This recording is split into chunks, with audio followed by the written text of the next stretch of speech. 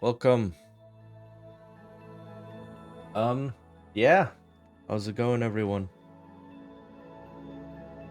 I hope you're not as tired as me, because I am tired. Oh, big yawn, best way to start a stream. Welcome. How is everyone doing? Um, yeah. Did some pretty big exercise yesterday.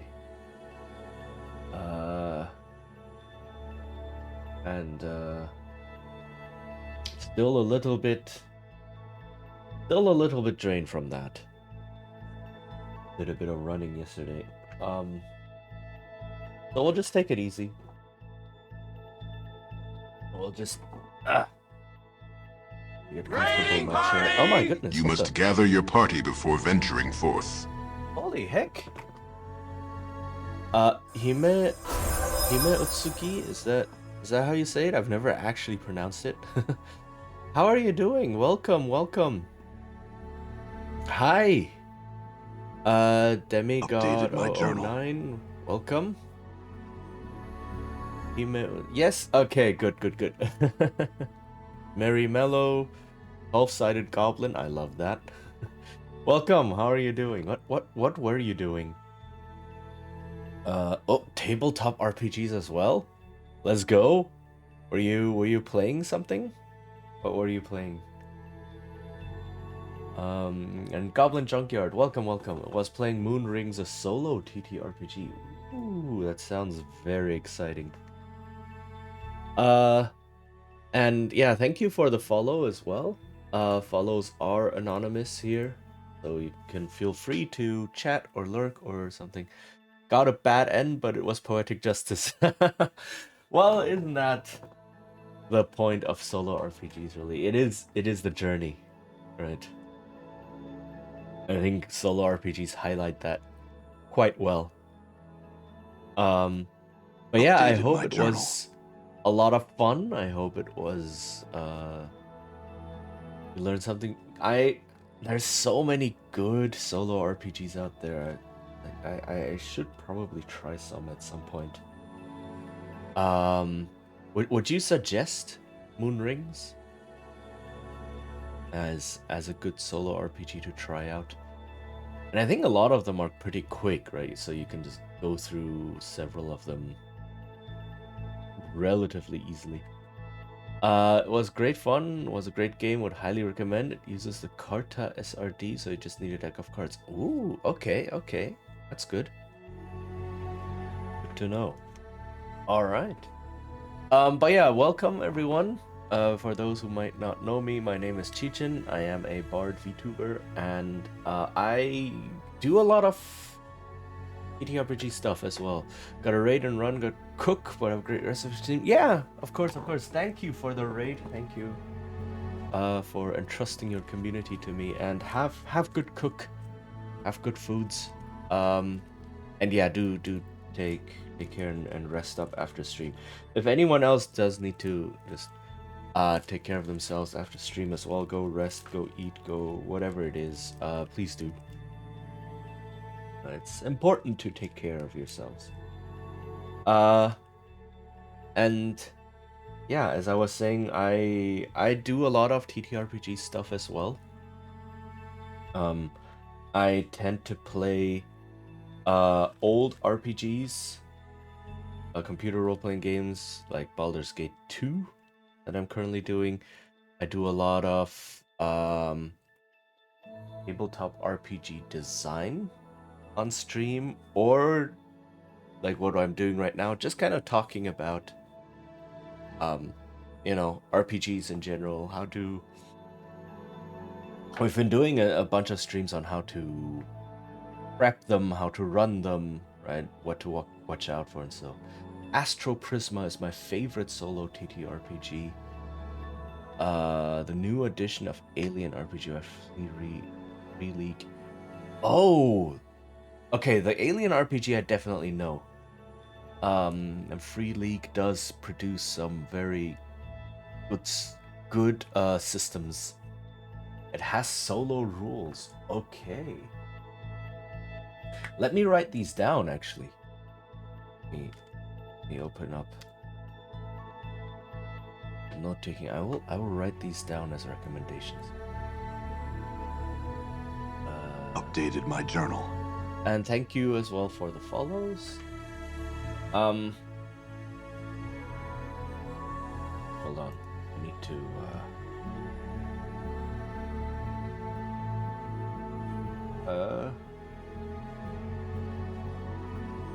Moon Rings was one, and then Astro Prisma, Alien RPG on Free League. Well, that one will sound very, very intense. But if you're writing them down, Loom Portent of the Veil. Okay. Loom Portent of the Veil. Yuma has a playthrough of Astro Prisma on their YouTube channel, older version of the game, but good. Okay, okay. I may have to check that one out then before diving in, or play first and then check it out and see how it compares. What the experiences were, and that's always fun. But yeah, today we're just going to do some talking about RPGs. So I guess very on topic. Gets better as they go along and get better at recording it. Oh, so it's multiple sessions. Okay.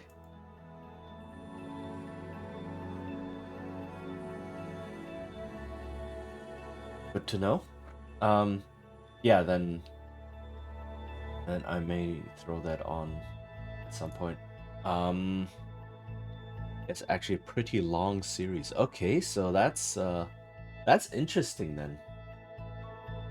I do like I guess solo RPGs can either kind of feel like a normal, I say normal, a standard RPG that we all know, where you have a whole bunch of sessions that can essentially play mini campaigns all by yourself.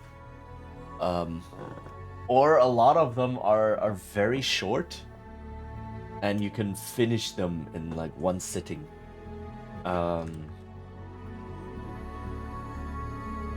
Which is also interesting to see. Okay, let me just organize. Click. All right, is it written down? Okay.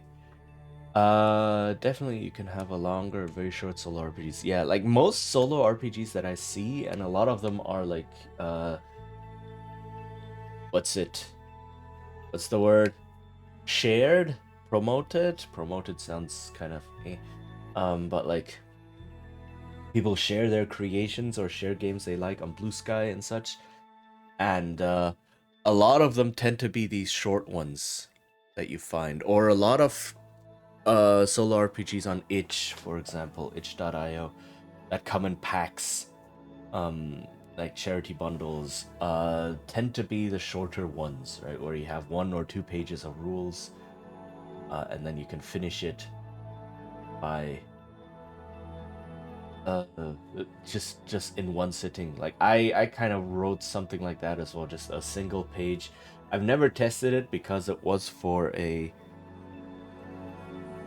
solo RPG game jam, and then I tried to make it super short, and then I didn't. Or was it game jam? It wasn't a game. It was like game design month, and I made it super short, and then I didn't finish it after all. So, but yeah, I might pull that out at some point.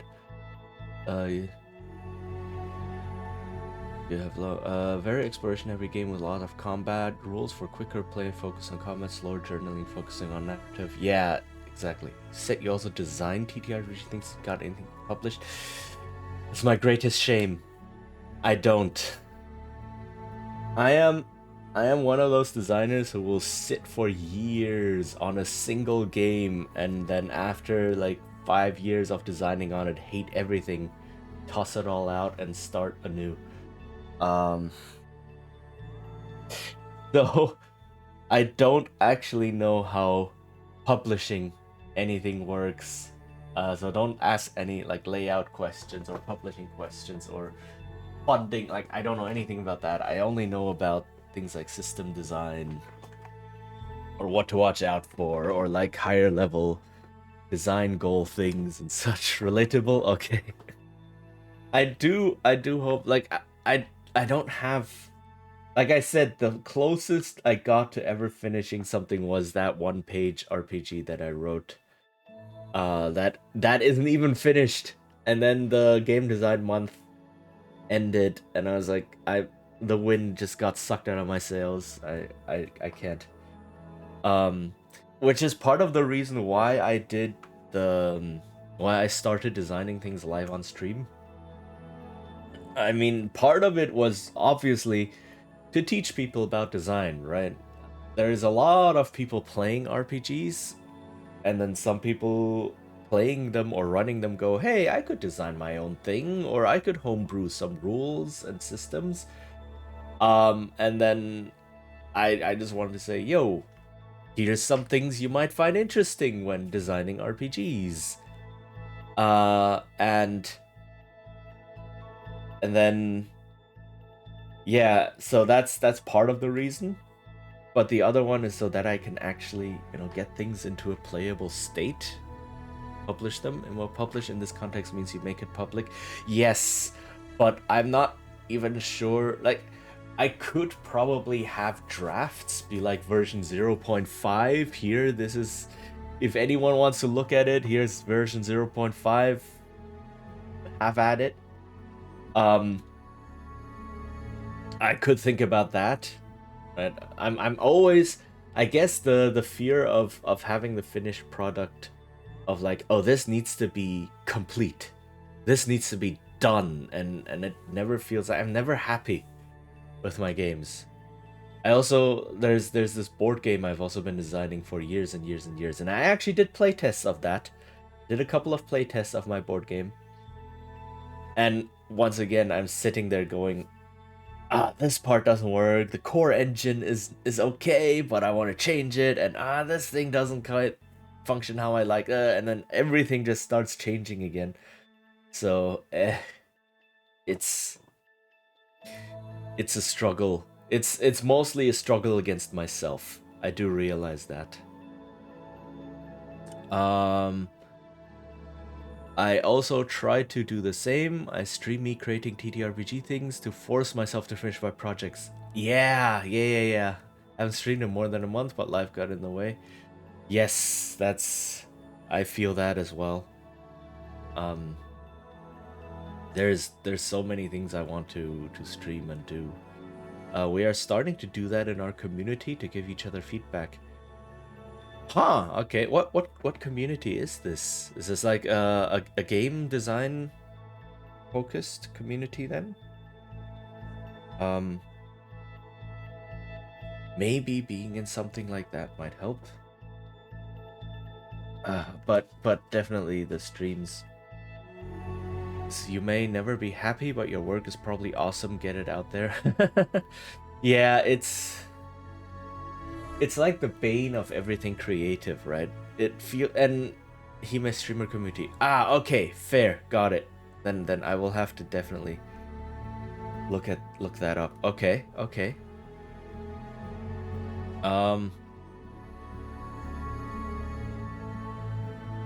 Thoughts. Yeah, it's like it's with every Pirate Software is another great community for creatives. But to be fair, okay, maybe his community is great.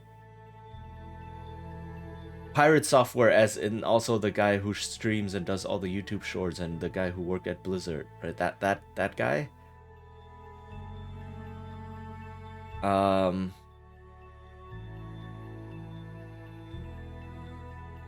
Because yeah,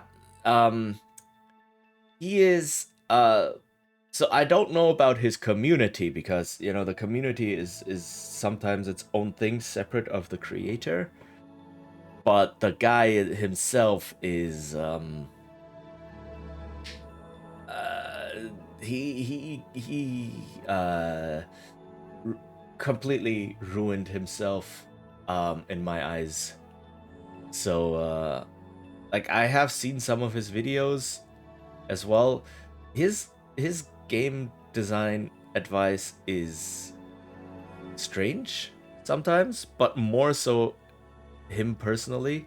I do have to say, like for example, he celebrated a video of him meeting up with Asmongold, and anyone who collaborates with Asmon is not really welcome. You know, because Asmon is the kind of person who would not want me to exist. So yeah, oof, hi Pettigrew. Yeah. And he defended himself, like Pirate Software defended himself by saying, "Oh yeah, let's not talk about politics. Let's only talk about two guys meeting each other." And that is like such a massive red flag. It's beyond a red flag. It's basically the sirens going off saying, "Stay away. Stay away if you are in any way a minority, in any way marginalized, because this guy will not respect you and is not safe." So that happened. There's a bunch of other things that also happened that built up to that. So I don't trust that guy. To be perfectly honest.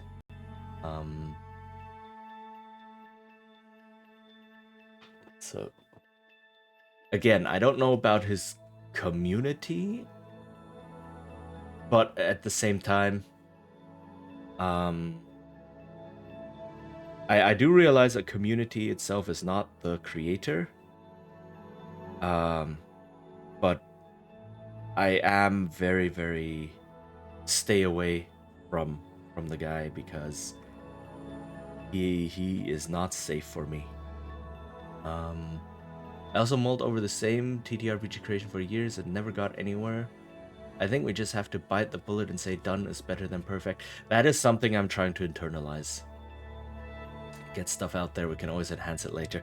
That is definitely something I'm trying to internalize, and there were some articles or blog posts where I read the same sentiment. It's saying there's always a second edition.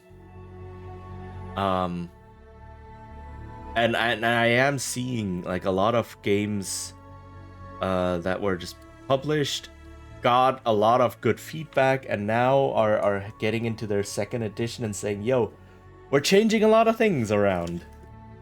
But this is now the second edition. Completely different. Not completely different. The base systems are still the same.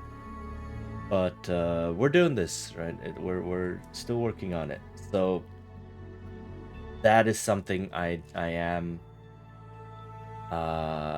trying to remember or remind myself of when it comes to design. Yeah. So that's and along the same vein, right? You can probably have test versions out, or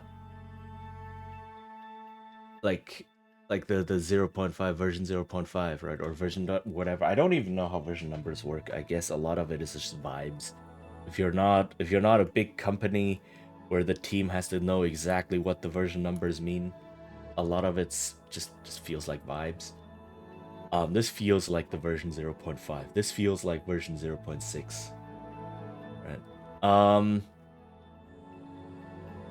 I've learned it's a good thing to publish like a 1.0 version or baseline version rather than try to do everything before publishing. That the thing is, like the 1.0 version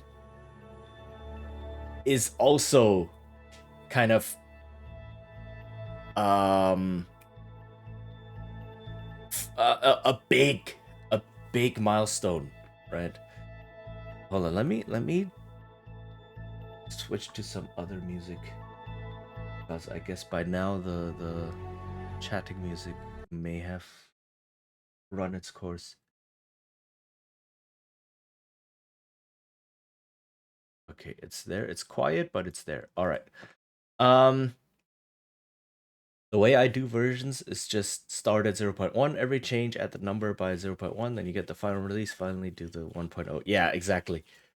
That's kind of how I go about it as well. Um, but like 1.0 also feels like this is a complete game, right? Um, it doesn't need to have all of the features, it doesn't need to have all of the bells and whistles on it, but it needs to have the complete system. And I don't know if I am there yet as well, right? Um, because of a lot of I'm still doing design on some core systems in a way. I only do the 1.0 when I'm satisfied. Exactly. And the way I design or the way I look at design, um game design is it's very heavily influenced by board games, definitely. And a design for me is not complete until all of the essential parts are actually in there. So a lot of games do things like, oh, here is a core resolution mechanic, right? And this is it. This is my 1.0, just the core resolution mechanic. And you can have that. Um and nothing against people who release games as like just yeah, no, and I've seen systems released like that. It's like, yeah, this is just an idea of how you can roll dice and interpret the dice. Um and this is a complete, it's not a game, but it's like a system that you can use. And that's not enough for my games personally. To me, less than 1.0 is playable but feature incomplete. Right, that's a very good point. 0.0.1 is where I start with drafts. Wow, okay. 1.0 is fully playable and ready for balancing, spanning features. Okay. Okay. So every like 0.0.1 increment would be like minor changes, but that don't add a new feature or core feature or change the playability. And then every like 0.1 increment is where you actually have, yeah, new features in there. Like to hear about your current projects. Personally, that's too much granularity for solo creators.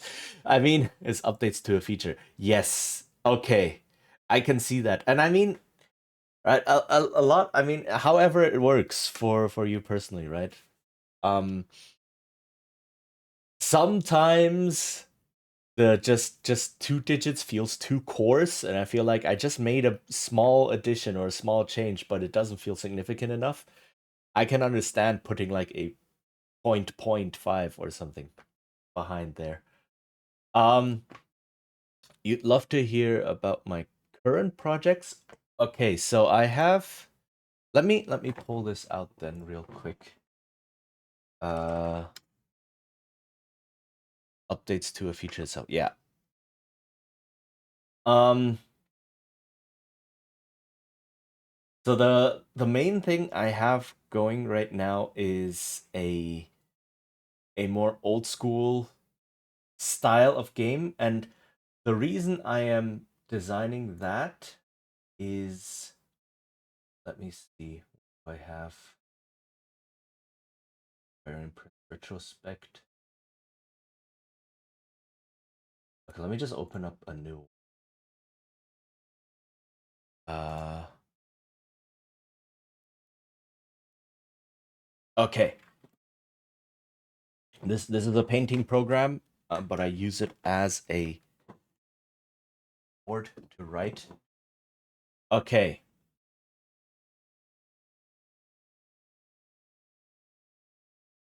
let's see here. So my current project is inspired by Blades in the Dark, in a way, ish. Blades in the Dark or Year Zero, whichever one you want to look at. And the main core, the core mechanic is roll a bunch of d6s, right? And then you need to get at least 1/6. Let me not do it like this. All right, so again, I can say, well, that's it, done, right? This is my 1.0. This is a core engine. But I think another system that I have running in there is something I don't have a good name for it right now, but I'm calling it grit. And essentially how this works is you have a bunch of points, right? That's kind of like stamina and willpower and everything rolled into one. And it being an old school style game, it places heavy emphasis on things like inventory management, resource management, and such. I used to track projects as a project can be 0.99999, oh god, and still not be ready for release. Just has a lot of features and minor updates. Yeah, I feel that. This is kind of where I have most of my ideas are down. It's just I have this one big issue that I'm still working on that I don't know how to fully fix right now. And that issue is combat, because yay, that's it's I don't have good ideas right now, I think. But the main point is this: so you have these inventory slots, right?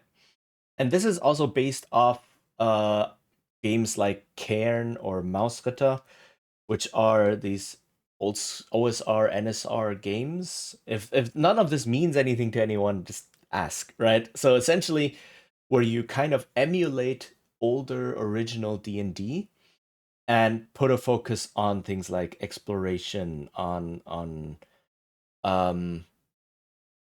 so some OSR philosophies when it comes to inventory, I see. Yeah, exactly. So like actually managing your inventory, having carry limits, and the point is all I want there to be, like, where do I want the choices to be? Where do I want interesting choices to be? And I want the interesting choices to be in this system. So I have grit and inventory over here, right?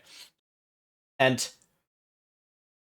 inventory slots, very obvious. So it's not encumbrance by weight or anything. That is a bit too finicky, but like inventory slots, right? You can have like I don't know, you can have a sword in here.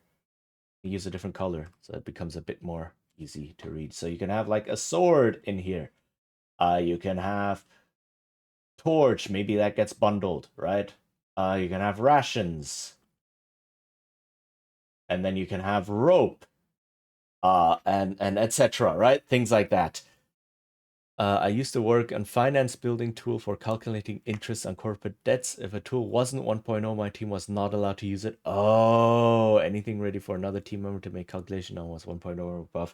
Yeah, it feels like you worked on actual like projects for a company or so. Like being that you already know what the decimal places in a version number mean. Okay. And then two things here that play into this. The first one is that if you ever get an injury, these also take up an inventory slot. So you don't have to specify what type of injury you can, but just write things like injury is enough. So this is the one thing that comes into play here. And then the other thing is grit is actually a pool of points. So you have a bunch of grit, and then you can either lose it or spend it, right? And if this ever happens where you have less current grit than you have filled inventory slots, you become encumbered. So that's how encumbrance works. So you either drop something, you become unencumbered, or you just go ahead, but then your character is severely limited in what and how effective they are. Leader of a small team, The only one in my group that could code formulas in VBA or in Excel. Oh, the only one that could code formulas? And oh goodness. I feel that though. I was in the same position. I was in a small team as well of teachers in fact, and we used Excel to do things like do like test scores and all that, or like attendance. We would track all of that in Excel sheets. Um and nobody knew how to do formulas in there, including the people who were tasked to set up the sheets. If it wasn't 1,000% sure, calculation tool worked 100% of the time. Sounds sure. That feels like the first part of a sentence. The rest of the team didn't even know it was there. Fair. Yeah. Like just don't put it in there. Don't let it mess things up. But I feel that baby had sent, yeah.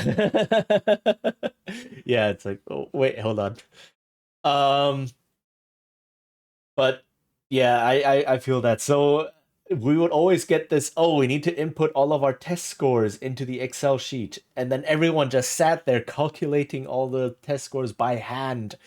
You know, things like adding them up, getting the average over multiple tests, and then finding what grade the score then equal to, etc. And it's like, we're using Excel. We can automate all of this. So I just did. And then I probably shouldn't have, because then I became the person that responsible for automating the sheets for a while. So yeah, that taught me a valuable lesson. Um, wife is sick, trying to get baby to sleep with me in the spare room. Ah, okay. Yeah, careful that the baby doesn't. Joking, of course, but like, yeah, baby might send random things. I will know then. I lost a job because we automated too much. They didn't need 5 of us to keep up with the work. Oof. Oh no. Yeah, like automation. This is what my brother taught me as well in when he had his internship with a company. Baby is 18-month old. Oh dang. That's quite a bit already. So uh already, wait, when are babies typically able to walk? Around that age? Maybe? I don't know.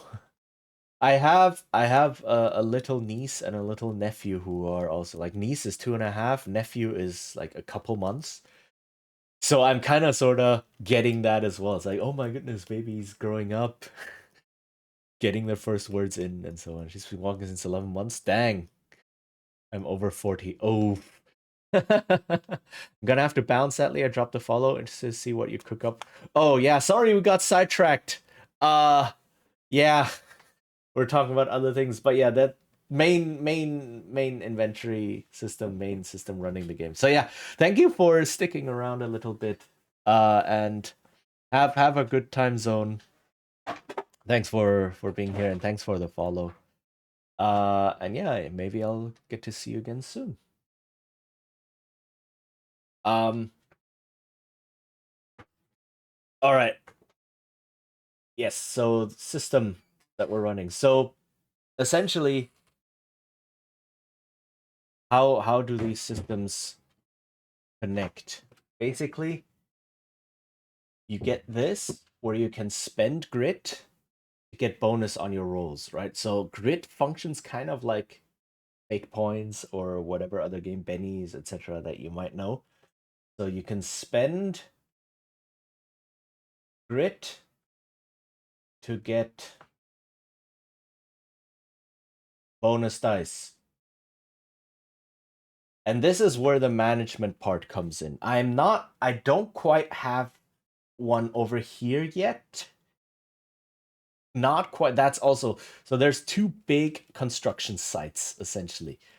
One is the combat system, and the other one is this system where something feeds back into here and helps restore grit. I'm still working on that as well, because that is the loop, right?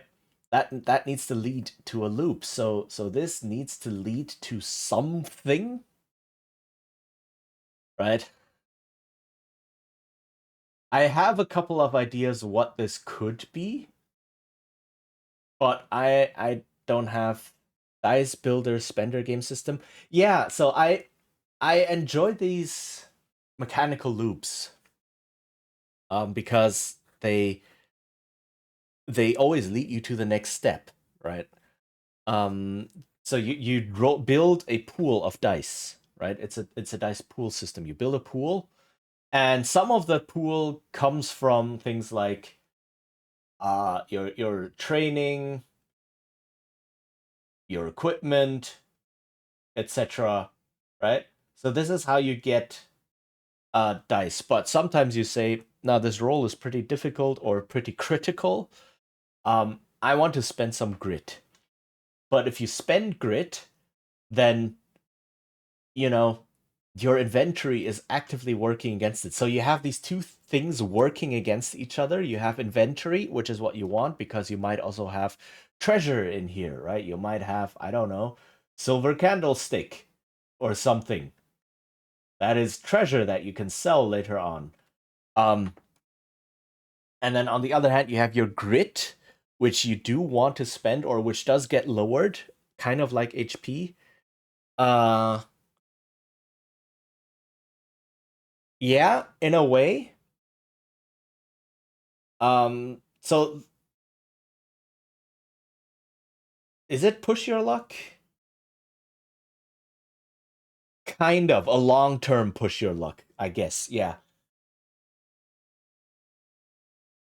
where you are trying to balance the utility of having items versus the utility of having grit, right? Um, and obviously, I also have things like resting. Oops, can restore grit and such, but I don't want that to be the only thing. I want this then to lead to something where dice rolls as part of their consequence do something to you, and then you can do another mechanic to restore grit, right? Uh, something to restore grit. I'm not 100% sure yet what I want in here, but I do want this to be a mechanical loop because I like these closed loops. Um, because they function like an engine, right? They function like an engine that keeps the game moving forward. They keep momentum, and also they help out the GM because then the GM doesn't have to be the engine. The game engine itself is the engine, right? So this something is the big one. And then there's also things like so plus resting, minus combat, for example. When you get into combat, you lose grit. What qualifies how many dice are rolled? So you have on as part of your character, you have things like a background, which is your training. You might have some skills. You have your equipment, right? And each single one of these adds a die, or like I still have to test how many dice is too many dice, etc. So that is playtesting, right? That is something that comes out there. But you might have training if you're, I don't know, climbing a wall, very classic example, and you have as your character background, you have like, I don't know, grew up in the mountains, right? So something like mountain born.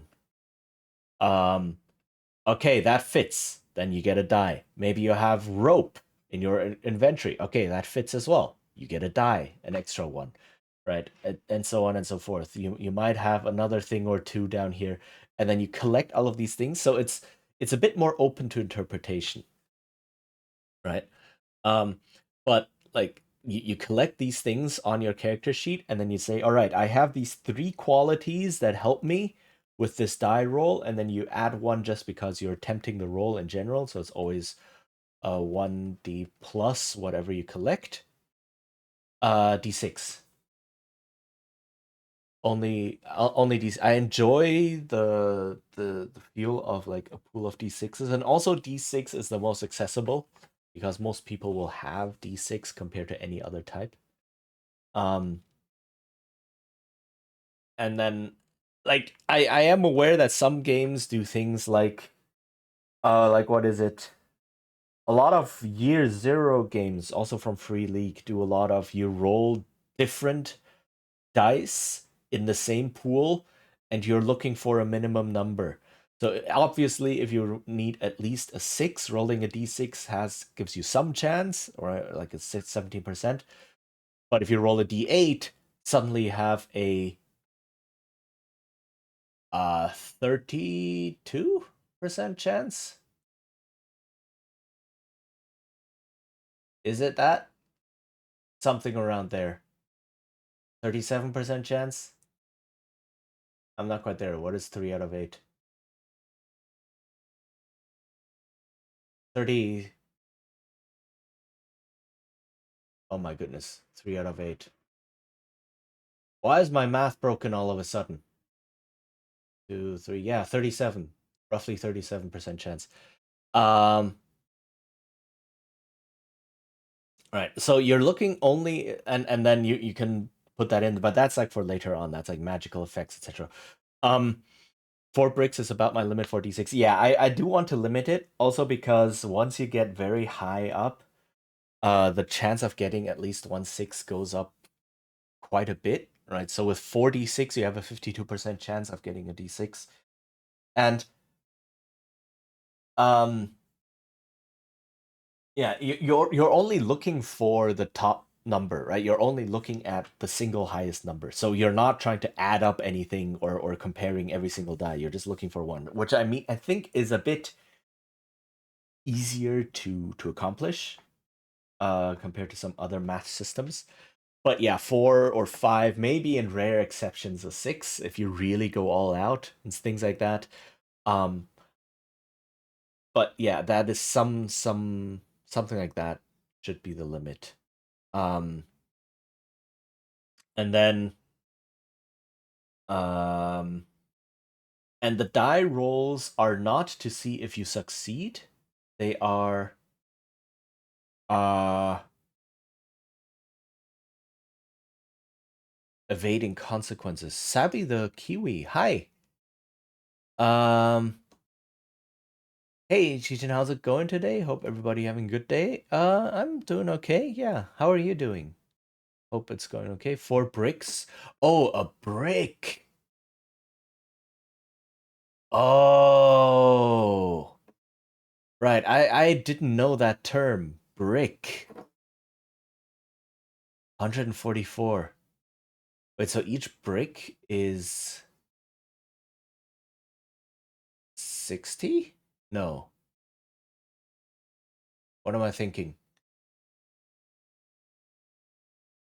Each brick is 3 times 12. 3 times 12, right? 36. Okay. I'm doing good, just chilling at work. It's not super busy on Mondays, so be nice. Only another 4.5 hours to go until I'm off at 8 p.m. Oof, okay.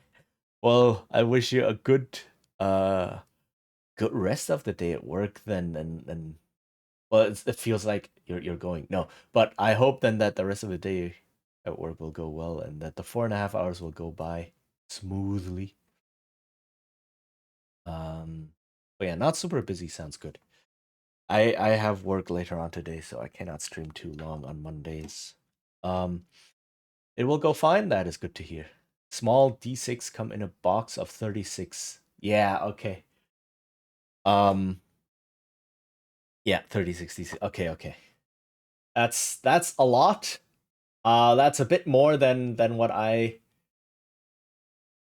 feel like is necessary. Also, I think if you roll that many, you're almost guaranteed, or no, not almost, you are guaranteed to get at least 1/6. So that defeats the point a little bit. Um, but yeah, something like that is what I'm looking at. And then like roll is to avoid consequences,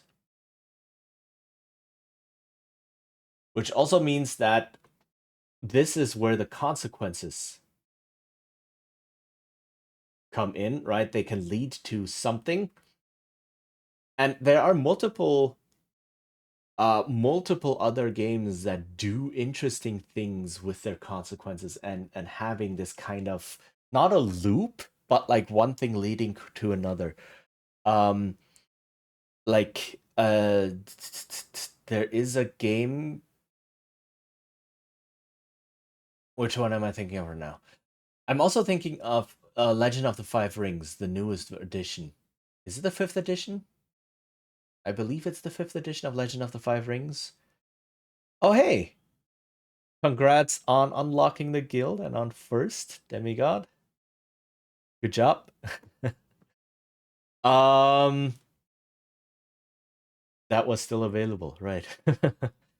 um, The Legend of the Five Rings, the newest version, is by Fantasy Flight Games, and they use custom dice. Right, so they also have dice where you thank you for the hydrate. Where you collect things, like they have different symbols on their dice. So if you know Fantasy Flight Games, they use custom dice with symbols on them.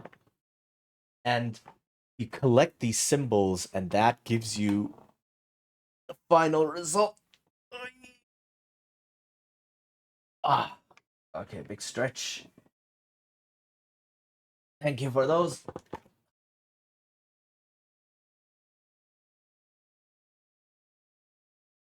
All right. All right, so you collect success symbols, and there might be like trouble symbols or things like that. Genesis, which is their flagship game, also uses this system, and one of the things you collect on there is strife. The Legend of the Five Rings is a game set in like fantasy, uh, warring states Japan, right? So all of the stories of like, oh, the samurai and living with honor and societal pressure and blah blah blah, all of that good stuff. And on certain roles, you have to you get strife, and you just collect strife as a pool. And the only way, or like one of the big ways to get rid of all of your strife, is to break your mask and do something that is socially unacceptable, which is an amazing motor to like driving the story and driving the character, right? Because just by doing things you build up strife, and then to get rid of strife you have to then complicate things again, and that might lead to more rolls to get out of the complication, which might lead to more strife again, and then to do that, it's an amazing loop, right? If it actually works as advertised. So I'm thinking something like that. There are other games that deal with this kind of thing. There's a small game like called Perseverant, which is like a small indie game, which deals with normal people surviving in a harsh situation, like they're stranded in the wilderness or something like that. And it alternates between two types of scenes, which is a survival scene where you deal with the troubles of surviving, and then social scenes where you deal with the other people in your little group. And both of these scenes like lead into each other mechanically. I forgot exactly what, but I think it's you during survival scenes you may get injured or you lock out some of your abilities, and in social scenes you can try and unlock them again, right? Um so that's kind of sort of what I was thinking about. Fantasy Flight Games are pretty good. I have Q Warriors. I don't actually know that one. My 9-year-old loves to play it. Is a back build. Oh, she's never won, but she goes after the pretty dice, not the ones that will win you the game. Fair, very fair. And hey, if that's fun, then why not? Oh, but yeah, back building games. Uh, those are they. Like if you really want to get into those really test your probability calculation skills. Um More than dice, I feel. In a lot of ways they test it in different ways definitely, but sometimes more than dice. Um and then Daggerheart very recently had something in there.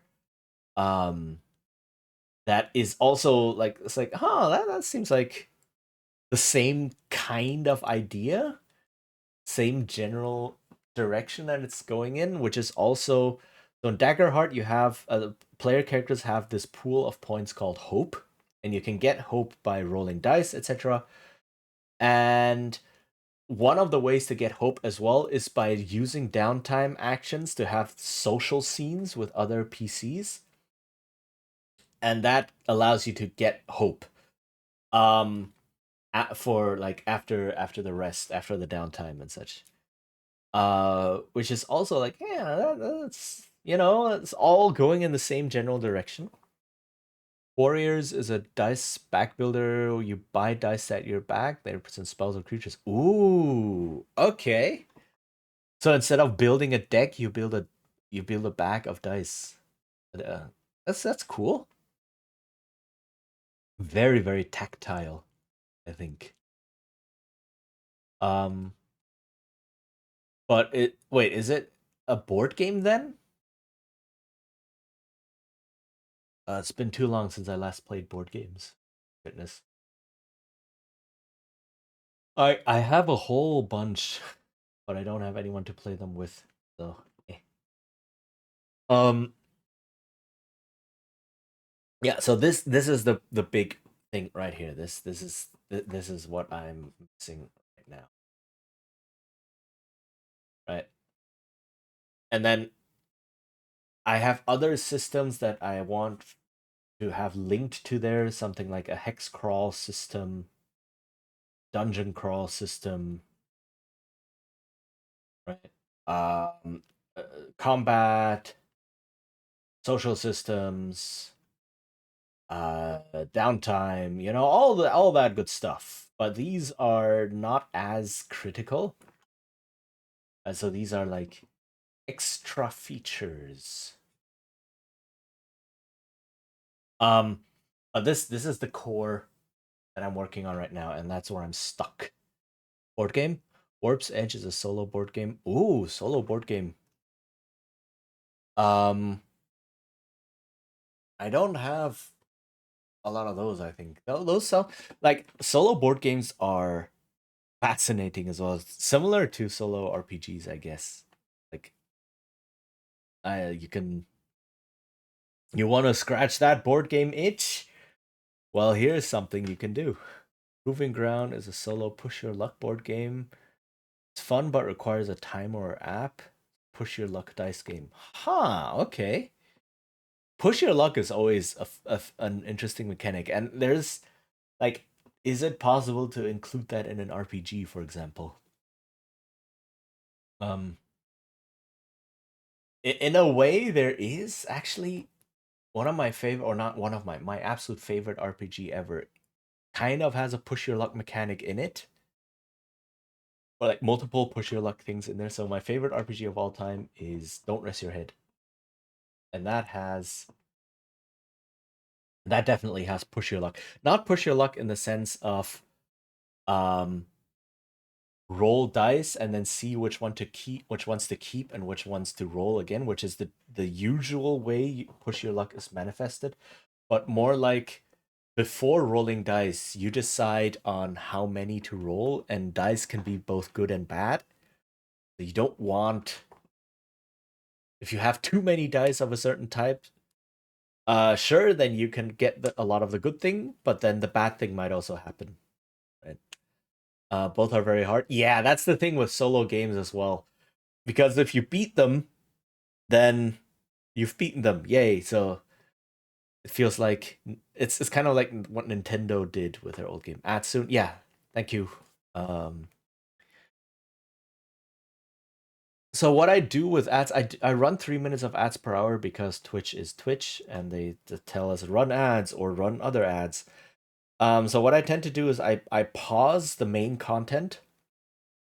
If I'm playing a game, for example, I will pause the game here. I will stop talking about the design and such, and uh I might actually I will go grab something to eat real quick during the ads. So I will be right back while the ads are playing, right? And then when I get back, hopefully they will be kind of done, and then yeah. So also yeah, get a drink, get a stretch if you can, etc. And then I will see you in a couple of minutes. Warp's Edge has a lot of encounters, lots of encounters to challenge you with lots of playability. That is always good, right? Variability of content.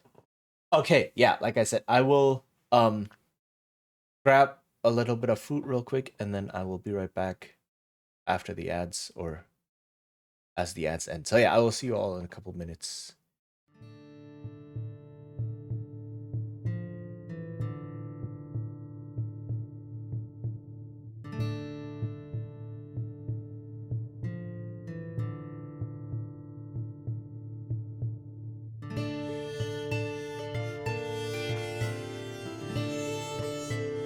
Endure. In enduring, grow strong.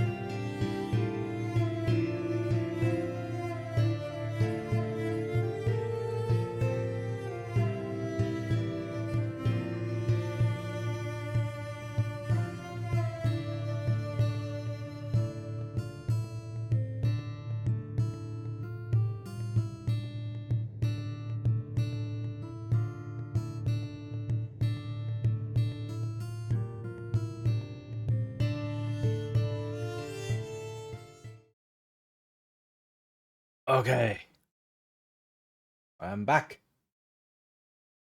I have a yogurt with me, so all is good. Mm.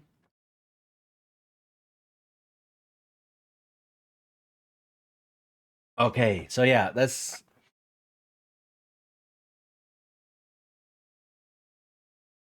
yeah. So this is my current design that I've been working on for a long, long time. Um,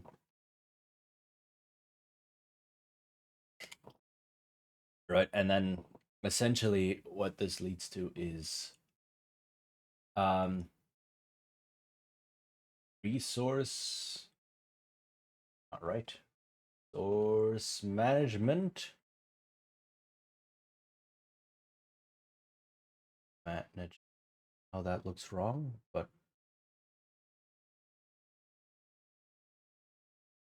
yeah. Um, so things like inventory versus grit,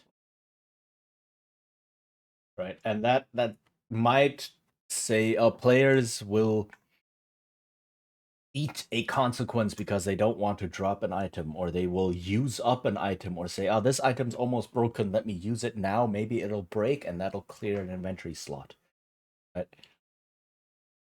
Things like that. Mm. And this loop, and I want this loop to be the quote unquote narrative portion.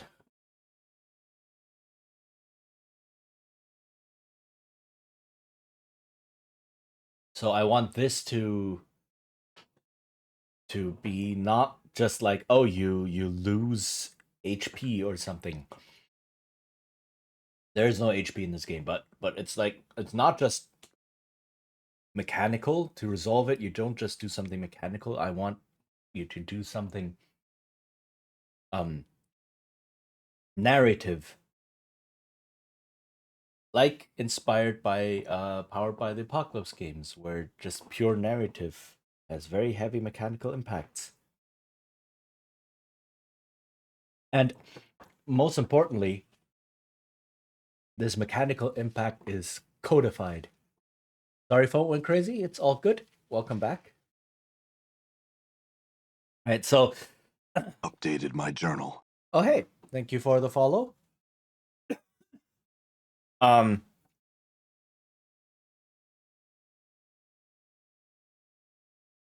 yeah, so it's um the narrative, like the word narrative has a lot of different meanings depending on what, if you've ever engaged with role-playing game design, and even if you have, what school of thought you have come from. Because to a lot of people, for example, who learned game design on, or RPG design on, an old web forum called The Forge that was back in like the mid 2000s, mid and late 2000s, the Forge itself is no longer active. I'm not sure if the archives exist or so, but like there was a specific school of thought that emerged from there, and the term narrative had a very uh specific definition or specific usage in that design circle. And that's, my formative years of learning game design were spent on the Forge. So that's where a lot of my um I'm colored by all of the philosophies that were on there, right? And um so narrative in this case doesn't mean things like in D&D you could have narrative, right? You could, the GM could just declare a rock falls on you, you take 10 damage, done. Is that a narrative thing leading to a mechanical outcome? Mechanical result? Yes, it is. Is that the kind of narrative that I'm talking about? No, it isn't. And because when I'm talking about narrative, I mean more like, I mean codified, in the sense that um you prompt, sometimes mechanically prompt this narrative, and then depending on the choices you make, a different mechanic or the same mechanic then looks at that and interprets it and then gives you a certain outcome. Right? That is very rough. Probably incorrect because it's so cut down. Like it is a complex topic, but essentially, if you look at something like Powered by the Apocalypse, where you have moves. Hey, awkward pain. Hello. Oh no, did you fly into the screen? How is it going? Welcome, welcome. Um, if you look at something like Powered by the Apocalypse, right? It's very much it relies on moves. So every mechanical thing that you do in the game. Busy day, been doing good though? That's good to hear. Very, very good to hear. Um yeah, so every mechanical thing that you do is triggered by the narrative, right? And but it's the mechanic itself basically that determines whether or not it gets triggered. So in a lot of in more classic like D&D style games, the players might say, "Oh, I do this, I do that, whatever." And then the GM decides, is this worth a roll? How do you quantify this? You mean the moves and such? Yeah, so it's probably easier to contrast this, right? In D&D, um, you might say, oh, a player might say, I tried to pick the lock, and then ultimately the GM decides whether or not they roll a lock picking check, right? Um, and it becomes more obvious with more nebulous things. It's like, oh, I want to climb this wall. Is it um I'm about to start working on a reputation system. I'm struggling with the idea of rating a narrative action compared to a mechanical. Okay. Okay. Sounds complex, but let's work through this. All right, let's go through it. It's not so much that Powered by the Apocalypse rates the narrative thing. It's more that it prompts them and crap, I just did a bad. That's okay. Let me save this real quick. Save this file real quick. I saved over uh okay. So, where was I? So in D&D or more classic games like this, right? Um the players say what happens, etc.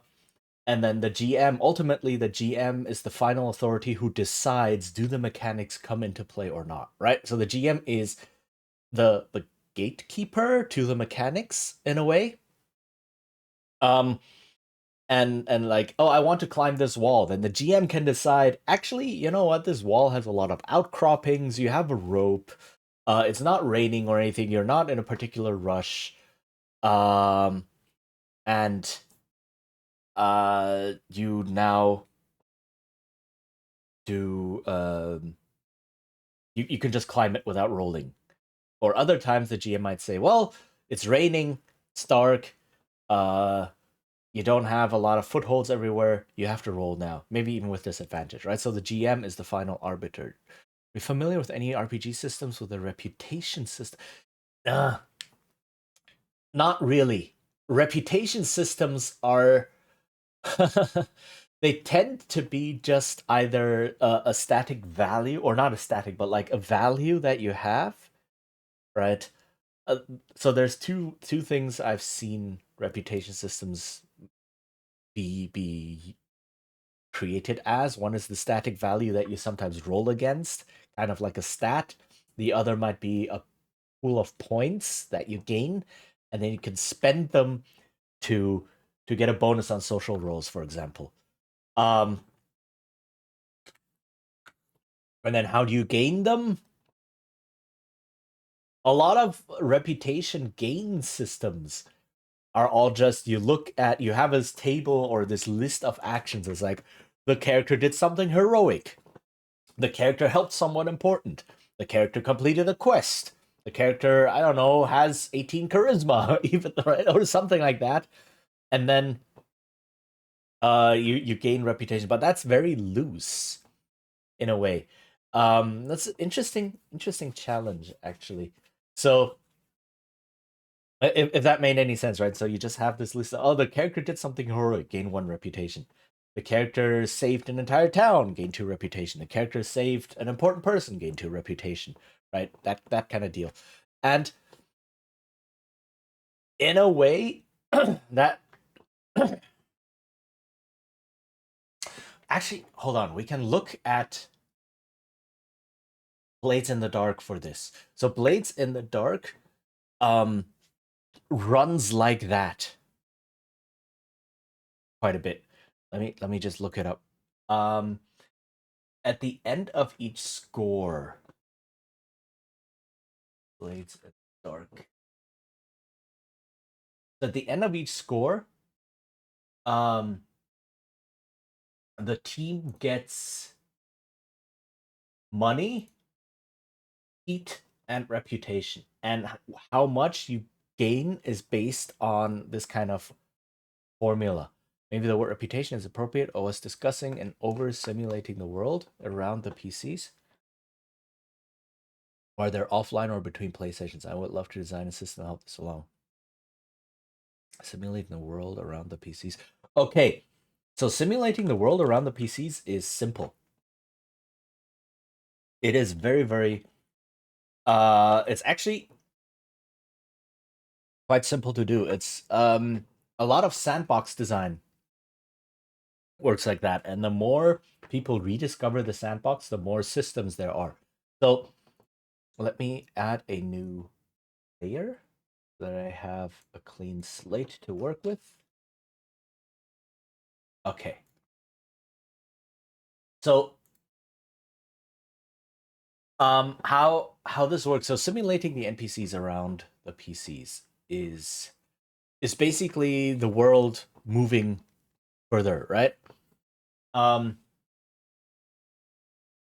Is that, did I understand that correctly? Just to make sure. Right? So like world simulation like this. Can't believe it's simple. It is if the players don't have an impact. Okay. But you're saying while they're offline or in between sessions, right? So what you do is you have your, I have it right? Okay. So what you do is you have your NPCs, right? You have NPCs or factions, right? If you want to simulate entire groups, etc. Those are typically the 2 big things. But you can also have, you can even put things like events in here, right? Events that are just slowly building in the background or spreading or whatever. And what you do is you just determine a handful of things. Now you don't need to simulate every single person. You only need to simulate the people in the periphery of the PCs, right? Because what other people do is not that important. They're just background dressing, right? So that's the first step. Or you can just put everyone else into background events, world events. Like background events, world events just have a general movement or trend or something happening. All right, so what this does is, oh hey, slowly getting this back. Congratulations and thank you. Okay, so what you do is you determine a handful of things. You determine things like goals, right? What are these people actually trying to achieve, right? Where are they going? You determine things like resources. What do they have on hand to achieve these goals? You could also even do methods, which is what are they willing to do to achieve these goals? And everything below this, like the goals is most important, right? You can then do resources, methods. You can even do hindrances. Is there something hindering them in getting the gold? But like this is less and less important, right? Most important, just the goal. Specifically, what sparked the well? It was an argument. Was other GMs saying they have players with thousands of gold, and I couldn't believe this because surely there's thieves guild in town that will try to rob the gold. Yeah, okay, perfect. This is exactly what I'm talking about. So you have the thieves guild in town, and then suddenly the thieves guild, being having ears everywhere, probably notices, yo, there's this group of adventurers that just came into town with thousands of gold. You knew you would be the one to chat about this. Oh my god, thank you. All right.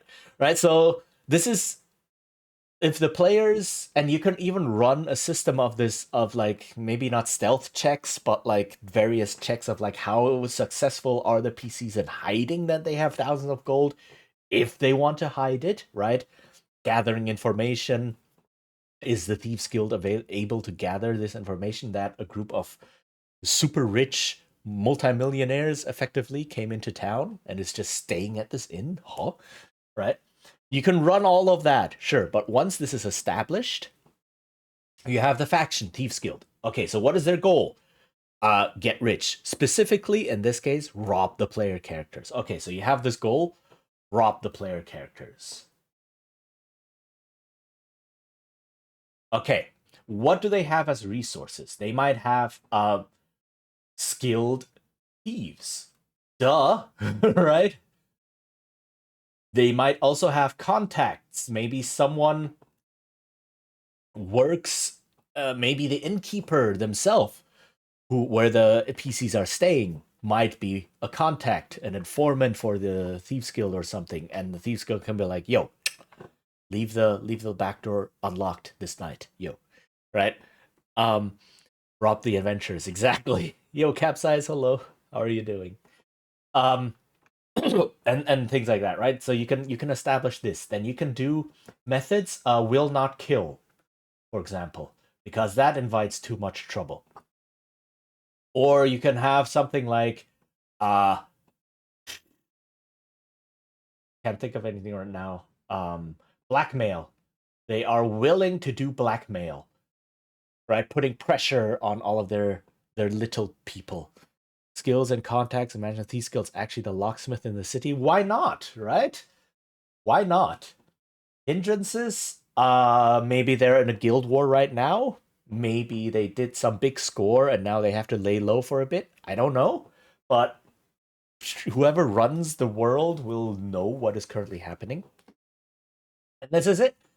And this is the thing. And so what you do now is you establish some sort of system where you see how close the the faction or the NPC is to getting to the goal.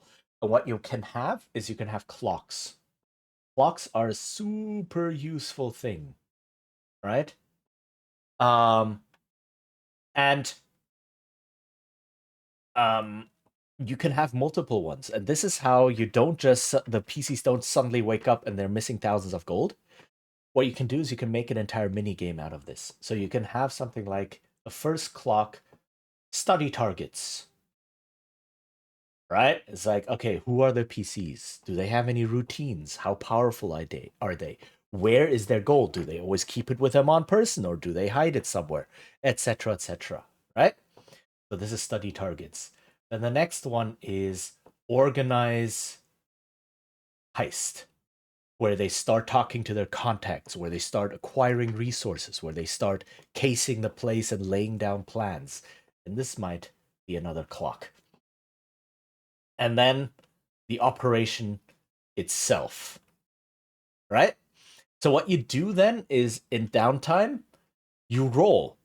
You can, if you have play D&D, for example, you can set a DC, right? Just as usual, you play as the Thieves Guild, set a DC, you roll, and you can say, well, if they fail, they get 1 square because, or 1 piece, even because I want this to advance, right? If they succeed, they get 2.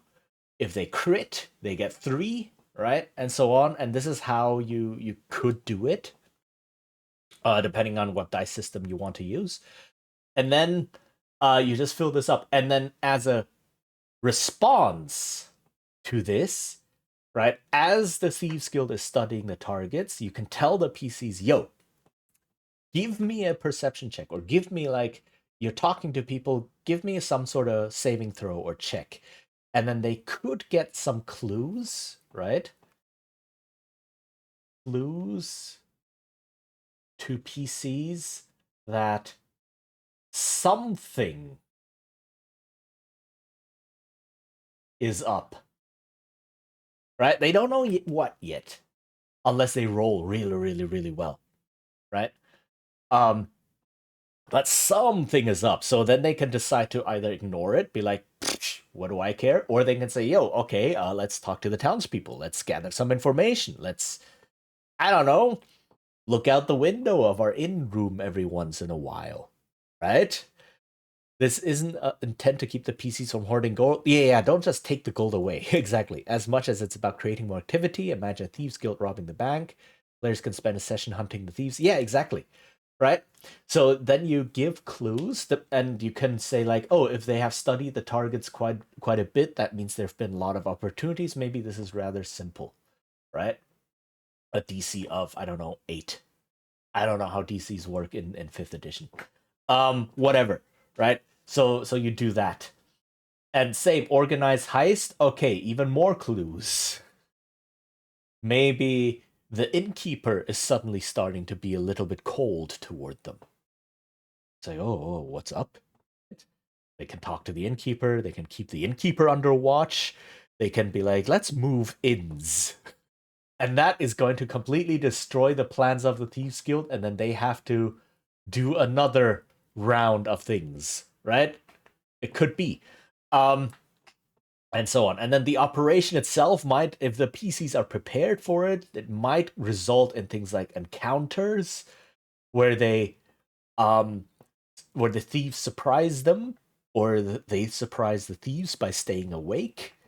I'm thinking of lots of scenes where this happens in movies, right? Where, like, you get these juxtaposed shots of someone sleeping somewhere or resting somewhere, and then an assassin sneaking up behind them into the room, right? And then you get a shot of them again, completely unaware, and then the assassin sneaks further, aims their gun or raises their sword or something, and then boom, they strike, but it turns out they were fooled. The person sleeping was in a completely different room, right? And the assassin only stabbed a pillow or whatever, right? You could have the PC set up something like that, right? And if the operation is a success, well, maybe then it becomes a chase, or maybe becomes a counter investigation, right? The PCs are gonna be pissed.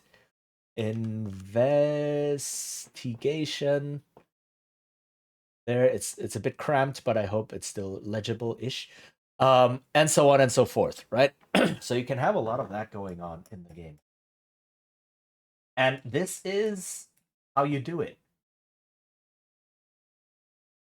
So essentially, this is based on 2 parts. The first part is know the players, and players, not the PCs. Know the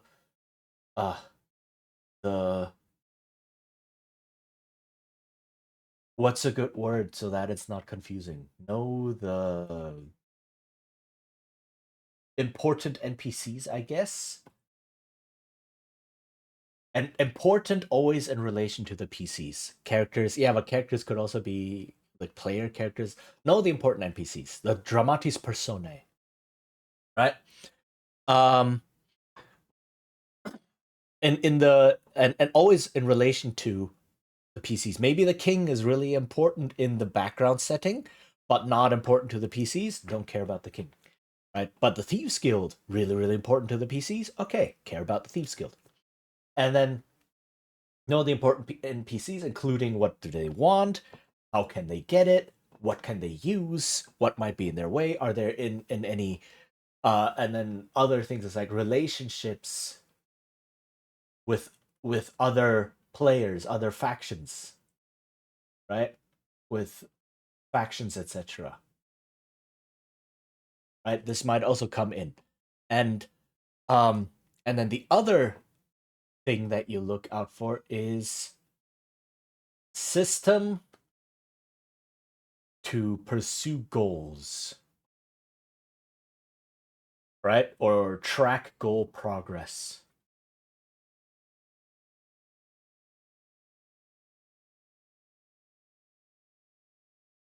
And you can do this with basically all the important people around. If maybe some faction, and these things don't have to directly influence the PCs in this way. It could be the Mages Guild is researching a new ritual, right? Okay, and that's a big project that might cost a lot of money, so they might need to acquire resources, and then they will have to research, and then they will cast the ritual, and so on. But that's just something that's happening in the background. And then the players can hear from it through rumors, right? And so on. And then maybe once the ritual gets cast, something goes wrong. They open a gate to another dimension and demons come forth. And it's like, wait, why are there suddenly demons? Did you not pay attention to the rumors that's been flying around of the Mages Guild doing things that I've been seeding for the past 6 sessions? Right? And then the players will go, oh, we gotta pay attention. And hopefully that will be a valuable lesson. Right?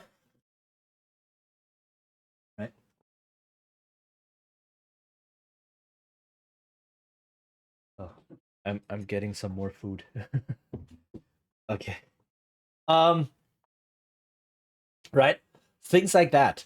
And it doesn't always have to be something as dramatic. It can be small things. It can be like maybe the PCs, the players really like this one particular NPC that's not a big person, a big personality in the setting. But hey, through playing, they have bonded with this NPC, and when things happen with the NPC, when the NPC is like, hey, I managed to finally grow my garden. Look at this. If you want some fresh herbs to make your meals a little bit nicer, just come to me. And then, this is a project that the NPC was following, and then the PCs can be like, nice, you built your garden. Awesome. Maybe they even spent a bit of gold to help the NPC get off their feet to build this garden or whatever. It doesn't have to be something mechanically important or even narratively important. It can be just small things like this. Also, just to simulate change in the world, right? Depending on, of course, how much overhead you have, how much you can keep watch over. Maybe some of these small things are gonna be like, no, this is too much. I can't deal. But yeah, it all depends on how much you're able to keep track of. See, I like this. The simulating of the world beyond the obvious adventure the players are focused on. Yeah. And this is the thing, and this is why I also put events in there. um, maybe the king is getting married. Or not the king. Probably not the king, but maybe the prince is getting married. Ooh, big deal. This is gonna influence the players? I don't know. Right? Probably not immediately. Right? Probably not at all. But the world is going to react to these news and to the things happening. It's like, oh, Prince is getting married. Maybe there's a special wedding gift tax that is being levied one time, and then people start grumbling, and maybe more farmers start moving into town because they had to give up their farms and blah, and players can see these things happening around them. They don't have to react to them. They don't have to go on adventures of anything like that. But the world comes alive from this, right? And this is it is like it's not it's still a lot to keep track of. Right? It's still a lot to keep track of, but the method you use to keep track of each thing is very simple. And you don't have to go this deep. You don't have to have like hindrances, relationships, etc., or even methods or such. Um, Goals is usually just enough. Resources, if you want, right? And then everything else as you get ideas. And you can start off detailing a faction, right? Who is it? What do they want? Do they have any power players, etc.? And then as you detail, as you play them a bit, as they become more important, you can think of other things and just add to it, right? And it doesn't have to be done from the start. This is far more dynamic than just having adventure hooks to pick from. Yes, and um this really is how a lot of sandboxes work. And these are all sandbox techniques, right?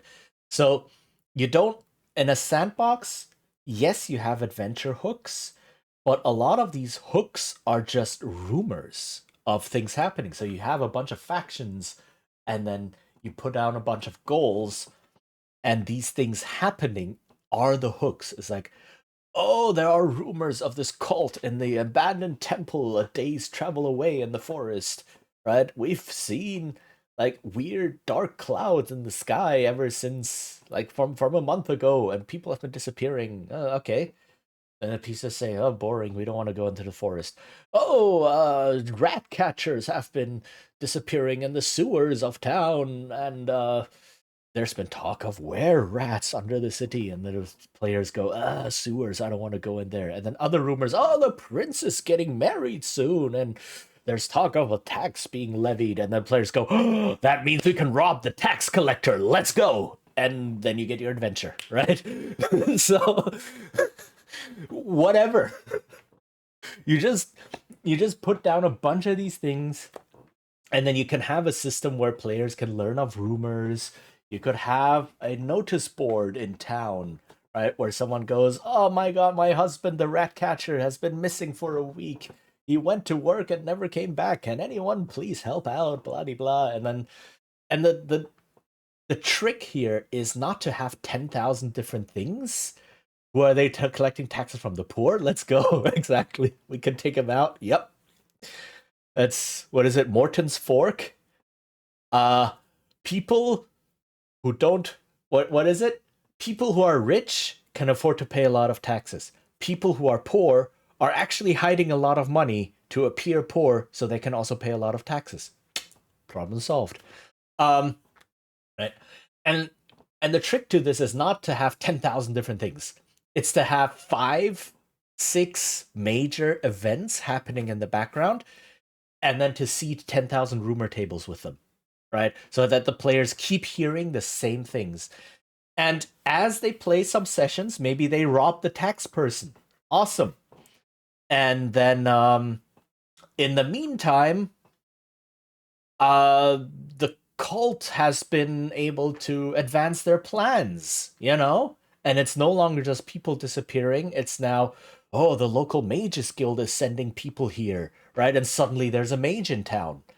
Why? Because the cult activity has been going on for so long that it changed, right? So this is also a thing of, and then players will realize, hold on, uh-oh, we could have gone to that cult while they were still doing things, but now there's like the local mages guild have to send someone. Maybe this is a bit more dangerous now, right? And or a bit more lucrative. Who knows, right? So this is something that can totally happen, where you change the rumor tables that you use, or rumor lists, however you want to organize it, um, depending on how far along different developments all of these factions are. Generate a customized role table for rumors associated with events and goals. You can. You don't have to. Um, Rumors, like, you can just, yeah, you can, right? A rumor table could be like an encounter table where you just have something like 1, 2, 3, 4, 5, 6, da da da da, and then you just roll a d6, right? And then you have 6 rumors on here. And then you could have the table go further on and have like harder to learn or more precise rumors down here that are not just rumors, that are people who actually know what they're talking about. And then depending on who the person is or where the PC surge, you can then roll 1d6 plus 2, for example. And this now unlocks this one. So you can have the untrue rumors down here. You can have the partially true, right? Over here in 3.4, you can have the true rumors, but still imprecise-ish over here. And then you can have very true rumors. And then depending on where they ask, whom they ask, how they ask, you can give them a bonus on this D6 roll. And if they ask an actual expert or ask people who might know more than just some country bumpkins, you can give them a +2, which knocks out the 2 untrue rumors from being able to generate and gives them access to the very true rumors, right? Things like that. There's a lot of different systems. Or you can just have a list. You can just have a list of rumors and then they learn these. Or you can have a a certain rumor topic, right? And then you can have either a DC list, DC, I don't know, 5, DC 10, DC 12, DC 15. I don't know how DCs work like exactly, but you can have this, and then you can have very vague over here. You can have, and then more and more and more and more precise, and more true. So if they spend a day at the tavern just asking about this topic, you can have them roll, and depending on how far they roll, say they roll a 16, okay, boom, they learn everything up to here. Right? Uh there's a lot of different methods. And if they spend another day rolling, maybe they get an advantage now. So they have a higher chance of now learning about this, right? Things like that. So there's a lot of different ways you can give rumors to the PCs. And it's always better to give them more than compared to less, right? Because if they have more info, they can make more informed choices. They can understand that this is actually a thing that's happening. Like if they ask 3 different people and all of them give them the same general rumor of this about the same general topic, then they can say, all right, this is probably something that's actually happening here right now. Might be worth looking into, right? And so on. So it's very much like you can try different methods as well, right? You can create a rumor table, you can create rumor topics, you can use a list of just ideas and just throw them out as they ask and just see what works, right? Experiment with different methods and just see maybe see what works with the players as well. Maybe they really like a certain type of a certain method of collecting rumors where they want to say like, all right, let's spend a day at the tavern asking around, playing cards, whatever, and then at the end of the day, we'll learn some things. Okay, then you can do that. Um, so there's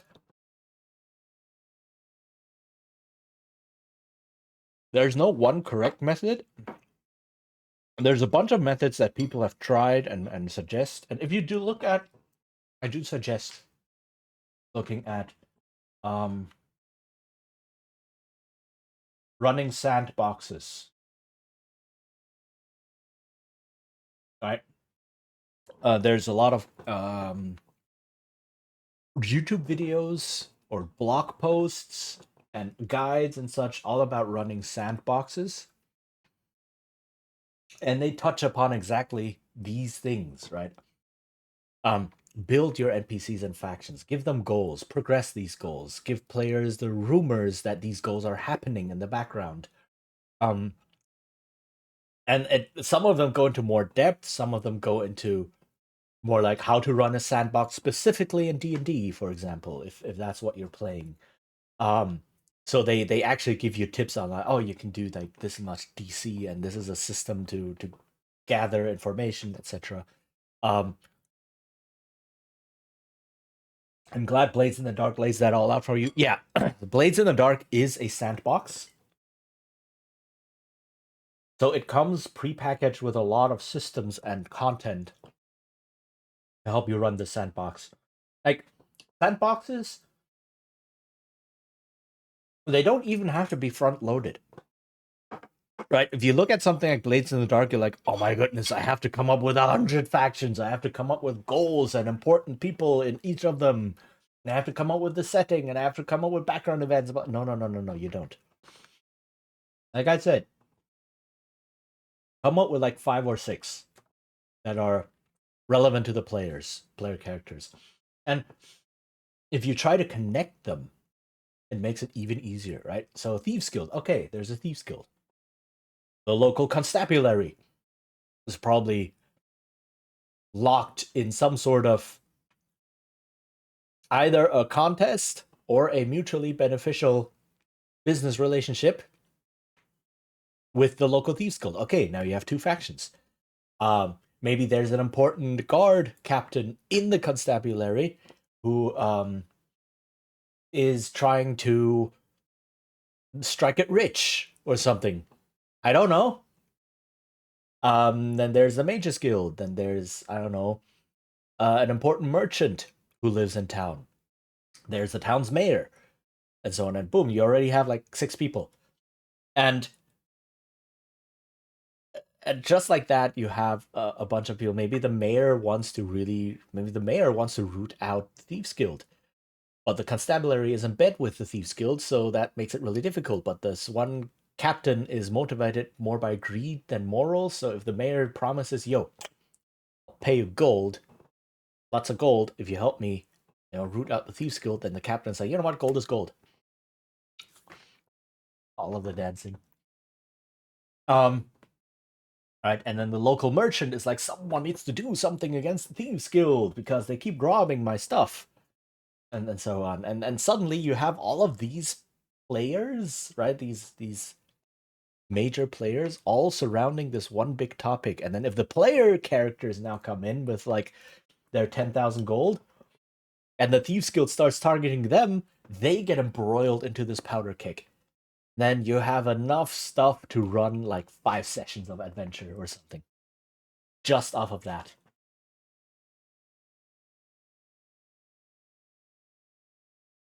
Right. So it's like once you start in one point and start getting ideas, usually the ideas for a lot of other related things will just come. Mm.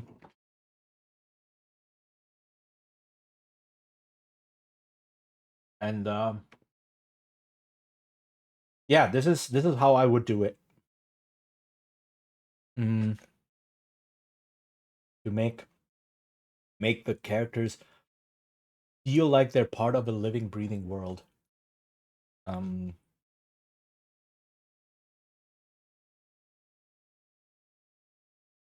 sorry, I'm eating something right now in the middle of talking. So.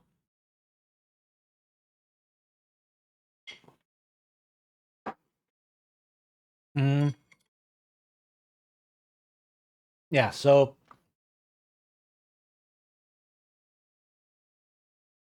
and heck, you could run like a lot of sandboxes also deal with things like reputation.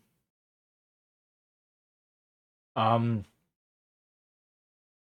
to come back to the original term that you were using, which is also some factions will know about the PCs, and you can define that per faction. Maybe the PCs have a certain reputation, and then if they meet someone, you can just roll and see if they have learned about this. If I've heard about the PCs before, right? Based on what they've done, and you can go very complex. You can go very, very deep. One of these is a reaction table, a D100 reaction table is one of the methods I've seen, where you start off with a blank reaction table, and then as the PCs do something, you fill it in. So every 2%, they have 1 to 2, 3 to 4, 5 to 6, etc., all the way down to 99 to 100.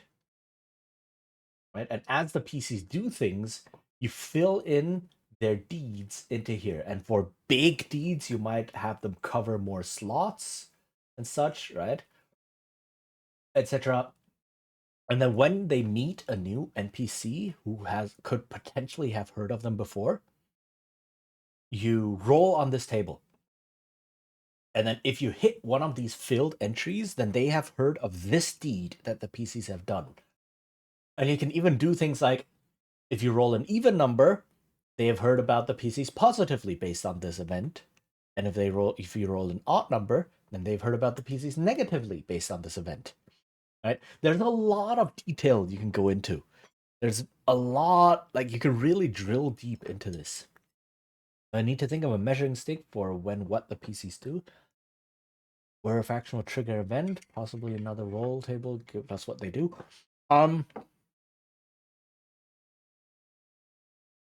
Crazy how much of a rabbit hole this can be. Yeah, you can really simulate a lot in here. But the basics stay the same. It's all just tables and lists and die rolls and progress bars, right? Where a faction will trigger an event, probably another roll. So this is why I like the goals thing. And I've talked about this a little bit as well when designing sandboxes, or designing adventures in general, which is where you have a timeline, right? So this is more, the timeline is more for use of an event-based adventure, where you have this timeline of events that would happen if the PCs never interfered, right? So, cult trying to perform a ritual to summon a demon. All right, so you have these certain events that are going to happen, and then at the end of this, the cult will summon the demon. If the PCs never interfere. Now, obviously, you plan on the PCs interfering, which means at some point the timeline will change. But once you have the timeline, you can know when do the PCs interfere, what exactly changes, how much is already done, how can the cult pivot and change their plans, right? And then you may not have to throw out the entire timeline, you can just adapt it. And so on. And these goals and progress things run along the same vein. So Blades in the Dark says to do this for all the factions that are related or in some way the PCs have encountered are important. They have a lot of goals, but these goals are not directly tied to the PCs. It could be like, oh, the police force is trying to get better equipment, or this gang is trying to get more territory, or whatever, right? Or these two gangs are trying to negotiate a truce. Hi, Amon. Good morning. How are you doing? Right? Are these things gonna impact the PCs? Possibly, probably not. But they happen anyway. So you just roll, have these progress things happening, da-di-da-di-da, a truce is being negotiated, and all of a sudden, boom, PCs go to war with one of the involved factions. Because PCs are being PCs. What do you do now? Well, you just look at the goals that these two factions have, and these two factions have with each other, and then you can see, all right, what were they planning? PCs how now interfered. How did they interfere? How's that going to change everyone's plans? And you don't need to mechanize that, right? This is where the narrative comes in. And it's probably not really possible to mechanize all of this. The wizards try to prepare an experiment, so they need to gather materials around the city. Yeah, and maybe the prices for a certain material start to rise, and if the PCs now suddenly want to buy it, they're like, yo, we cannot find any. Where's it all gone? And then they research a bit and are like, oh, the Wizards Guild has been buying all of it. I wonder what's happening. And then they can decide, you know what? We really, really need this thing. Let's go rob the Wizards Guild. We're smart. You know? The adventures write themselves.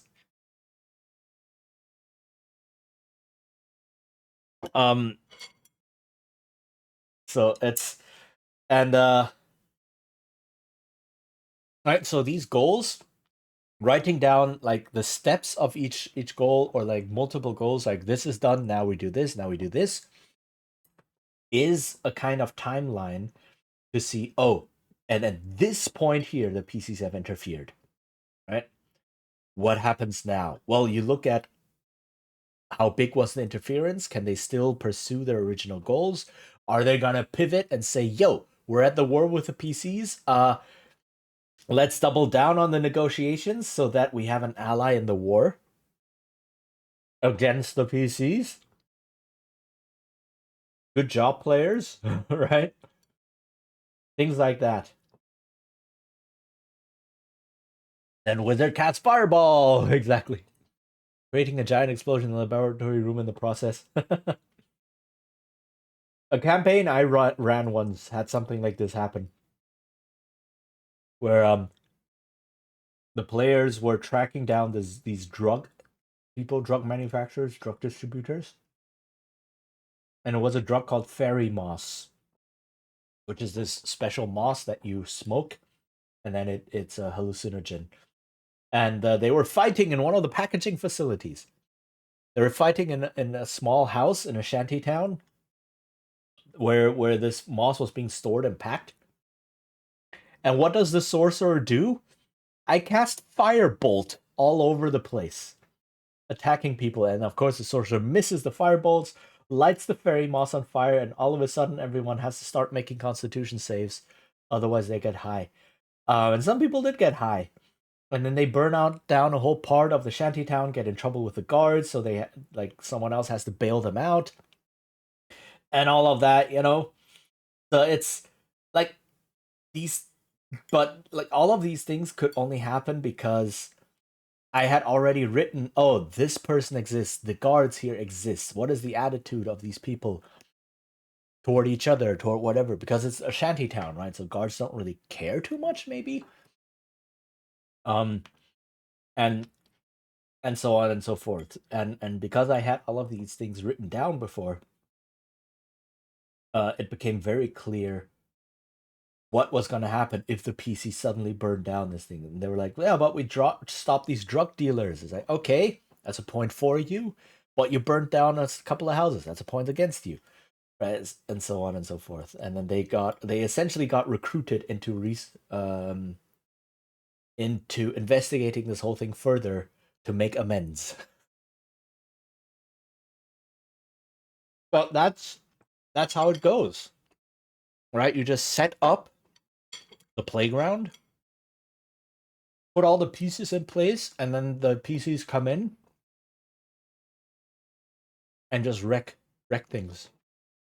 The Wizard Tower exploded adventure. Do you know something about that? Yeah, I heard a rumor. The Wizard Tower exploded last night. And the adventurers will go, huh, that's interesting. Don't mind my half-burnt face.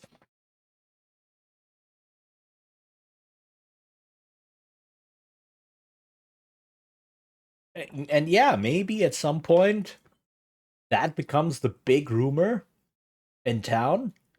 Wizard Tower exploded. And every time the NPCs talk to the PCs, they're like, they have a chance of realizing that, huh, this group looks burnt. Like every single one of them. Ah, roll for a chance to call the guards, right? The mineral can be used as a cooling agent. Oh no. Wizard running an AI data center or something. All right, ads are gonna hit. I'm gonna finish eating my food while they're here. Um, but yeah, I hope this helped a little bit. If there are any further questions, ask away. Definitely, there's so much more possible. There's a lot possible. Um, right, or if any clarification is needed or anything, feel free to ask. I hope greatly. I appreciate you. Yeah, I'm glad. I'm glad it helped. Um, so yeah, if you need more input again, like search for running a sandbox RPG, right? Something like that. Um, and then go to people who actually talk about how to run a sandbox. Don't go to people who are like, "Oh, is a sandbox worth it? Oh, sandbox versus railroad." Oh, don't go to those. Go to people who actually like tell you, "Oh, here's a system how to spread rumors. Here's a system how to build factions." Right? All of this. Very glad that you're here to help us be better GMs. I think I want people to have fun playing this game, right? It's an amazing hobby. It's one of my longest hobbies in my life, probably my longest hobby, longest running. So yeah, I want people to enjoy this and become better at doing it.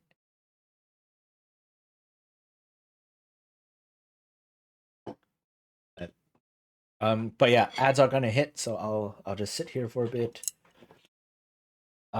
Eat my food.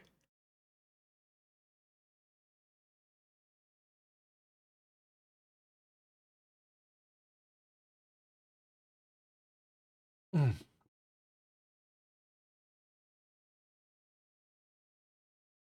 I think I need to stand up for a moment.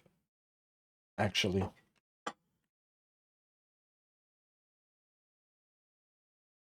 Oy. Endure. In enduring, grow strong.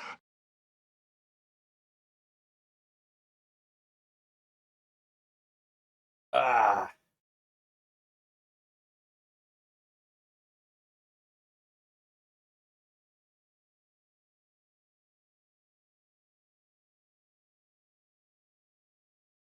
So I have an inflammation somewhere near. I don't think it's my tailbone. It might be the base of my pelvic bone. Is that what you call it? You know, the pelvic ring, bowl, whatever. An inflammation of muscles and or nerves or something in there. So if I sit for too long and then if I try to stand up, there's so much pain that I cannot stand. Um, it's it's bad. I don't know if there's really anything to do about it other than just take painkillers or anti-inflammatory around a bit. Like it's not nothing's broken or anything, so it's not like oh it'll heal after a couple weeks. Just like go to the hospital, get some treatment, and then wait a couple weeks and it'll heal. It's not like that. It's like this inflammation that doesn't go away. Ah. And some days it's worse than others. Like during the weekend, I had a case so bad I was sitting on a chair and then I just could not stand up. The pain was, and it's not just pain. It's like because when you stand up, right, you shorten the muscles, you loosen and shorten the muscles in the back of your pelvis. Right, when you're sitting, they're stretched, and then when you stand up, they're shortened, and that you flex them a bit to help you stand up or whatever is happening there, and that causes the pain to flare up like crazy. Ah, bad. So yeah, take care of your health, everyone. It's important. You only have one body. Take care of it as much as you can. Take it from someone whose age surprised them. And all of a sudden I'm old. Ah, okay.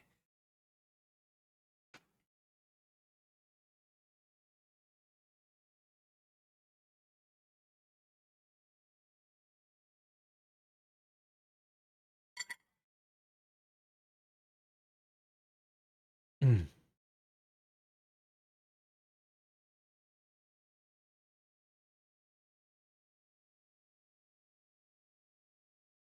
Mm.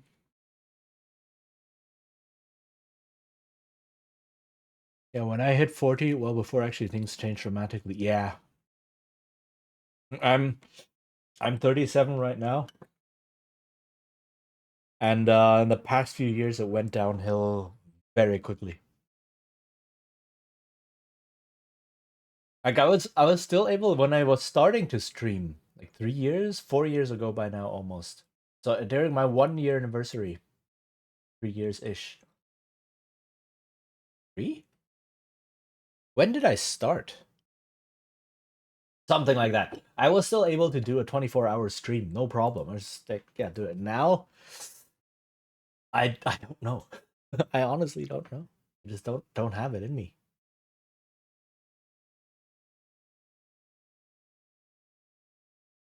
Time is a perfect assassin. It sneaks up on you and never quits the chase. Yeah.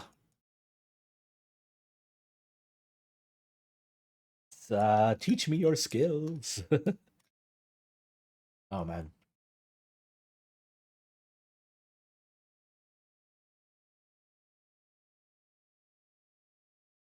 Okay. Ads are over. I found stretches for the lower back are very, very good to help with sciatica. Is it? Do I have sciatica? I may have that. Mm, it's not sciatica, I think. Maybe. I don't actually know. That's also trouble. I don't know exactly what it is I have. Oh, pain going down the leg from the lower back. No, here's the thing. My legs are fine. My legs are fine. Um, I I learned the name of what I might have.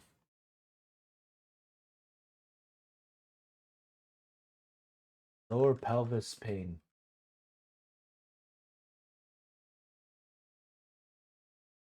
Not uterine pain. I have that.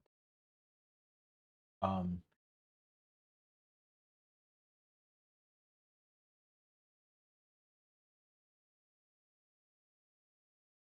um, other causes. Appendicitis, colon cancer. I hope I don't have those. Um,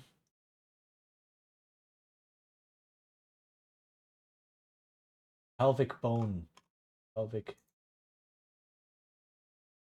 Let me search. I learned the name of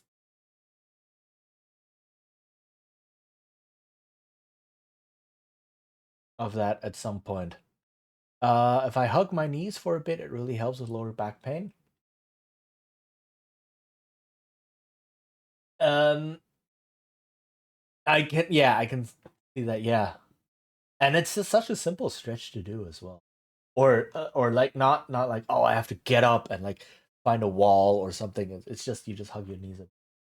Um,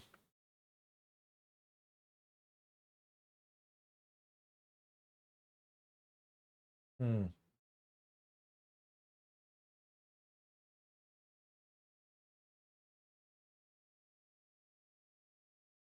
I can't find it anymore.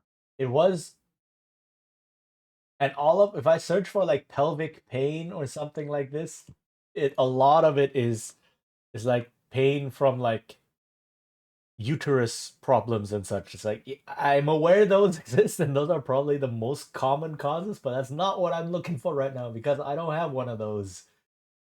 Um,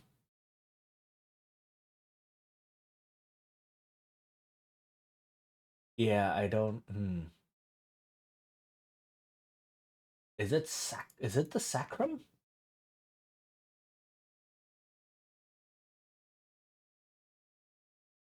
I think it was that sacroiliitis. Sacroiliitis. There we go. Sacroiliitis. It has four eyes in there.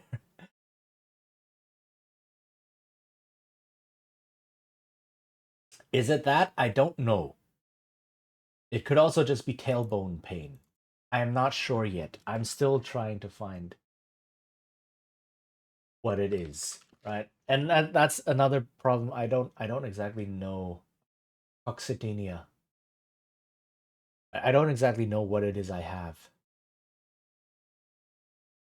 Because I looked all of these up, and sacroiliitis is more like it's the pain in the hip bone joints, which isn't quite what I have. But then coccydylia is more like you've broken it or it's bruised. So, I don't know. That also doesn't help that I don't know exactly what I have. I just know it hurts. It hurts. One moment.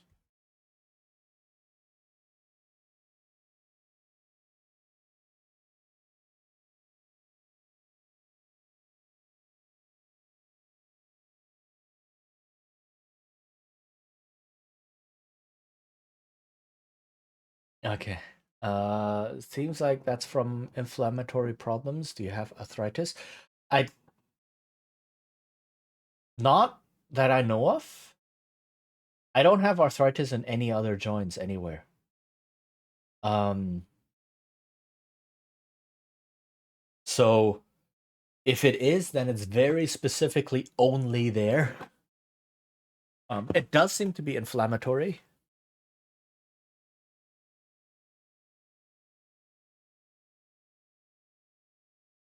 It could also be my spine in general. So my spine is misaligned. I have scoliosis and relatively serious scoliosis. Like it's not visible, right? Some like the really serious versions like can actually see the spine bent, but like mine isn't that serious, but it is serious enough to mess up my entire skeletal and muscular structure throughout my body, right? And it's like the root problem is at the base of my neck. That's where my spine is like twisted really badly. Um, but it pulls on everything else. So my legs are very uneven because of that. My right jaw joint, um, the muscles there are constantly pulling at it because of my spine. My shoulders are uneven, right? And then I get, of course, upper back pain, and then I get like all of these problems, and there are just because one part is so twisted that everything gets pulled out of place because of it. My rib cage is uneven. Like if I lie flat on the ground, my rib cage is uneven. Right? The right side of my rib cage is higher than the left side, and if I lie flat on like an exercise bench, I can actually feel that. I can actually feel that the left side of my back is flush with the exercise bench, and the right side of my back feels like it's hovering. Right? That's how noticeable it is.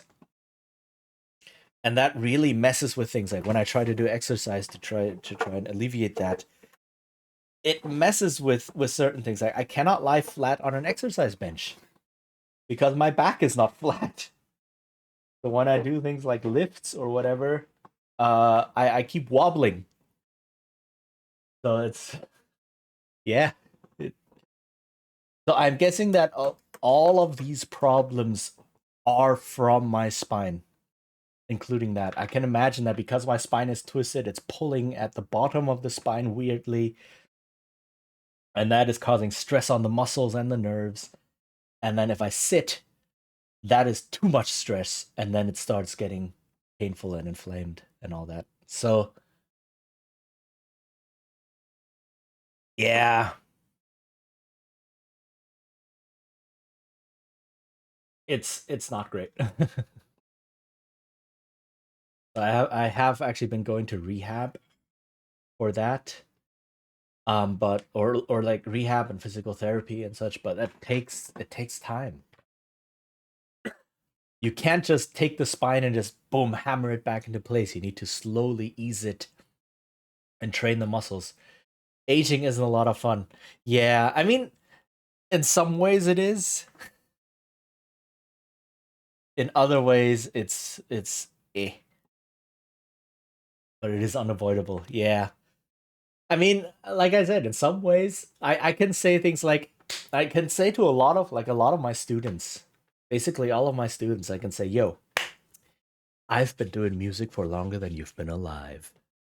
Um, and I can basically say that to every single one of my students, or things like, "Yo, I've been designing RPGs for a quarter century." And I can say things like that now, and maybe it's just cope, but I take whatever wins I can get. So it's, and I mean, I look back at my younger self and I cringe very hard. Something's like, oh my god, I was not a smart kid back then compared to now. How much I've learned about life and people and so on. Yeah. And I mean, like, by now I have built skills to really pursue some of my goals, right? If I look at the designs I did when I was a teenager and the designs I do now, it's like, huh, this is very different. A lot of that is because I have a lot more experience now and a lot more skill to show for it. So that's always good. Um, but there are definitely upsides. Um, but some of the downsides can be very intense, definitely.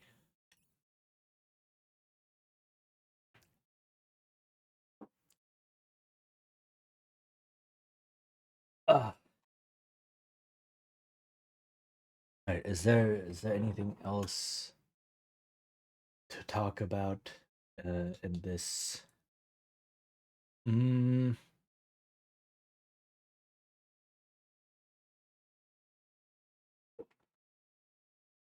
I mean, yeah, it can go very, very deep,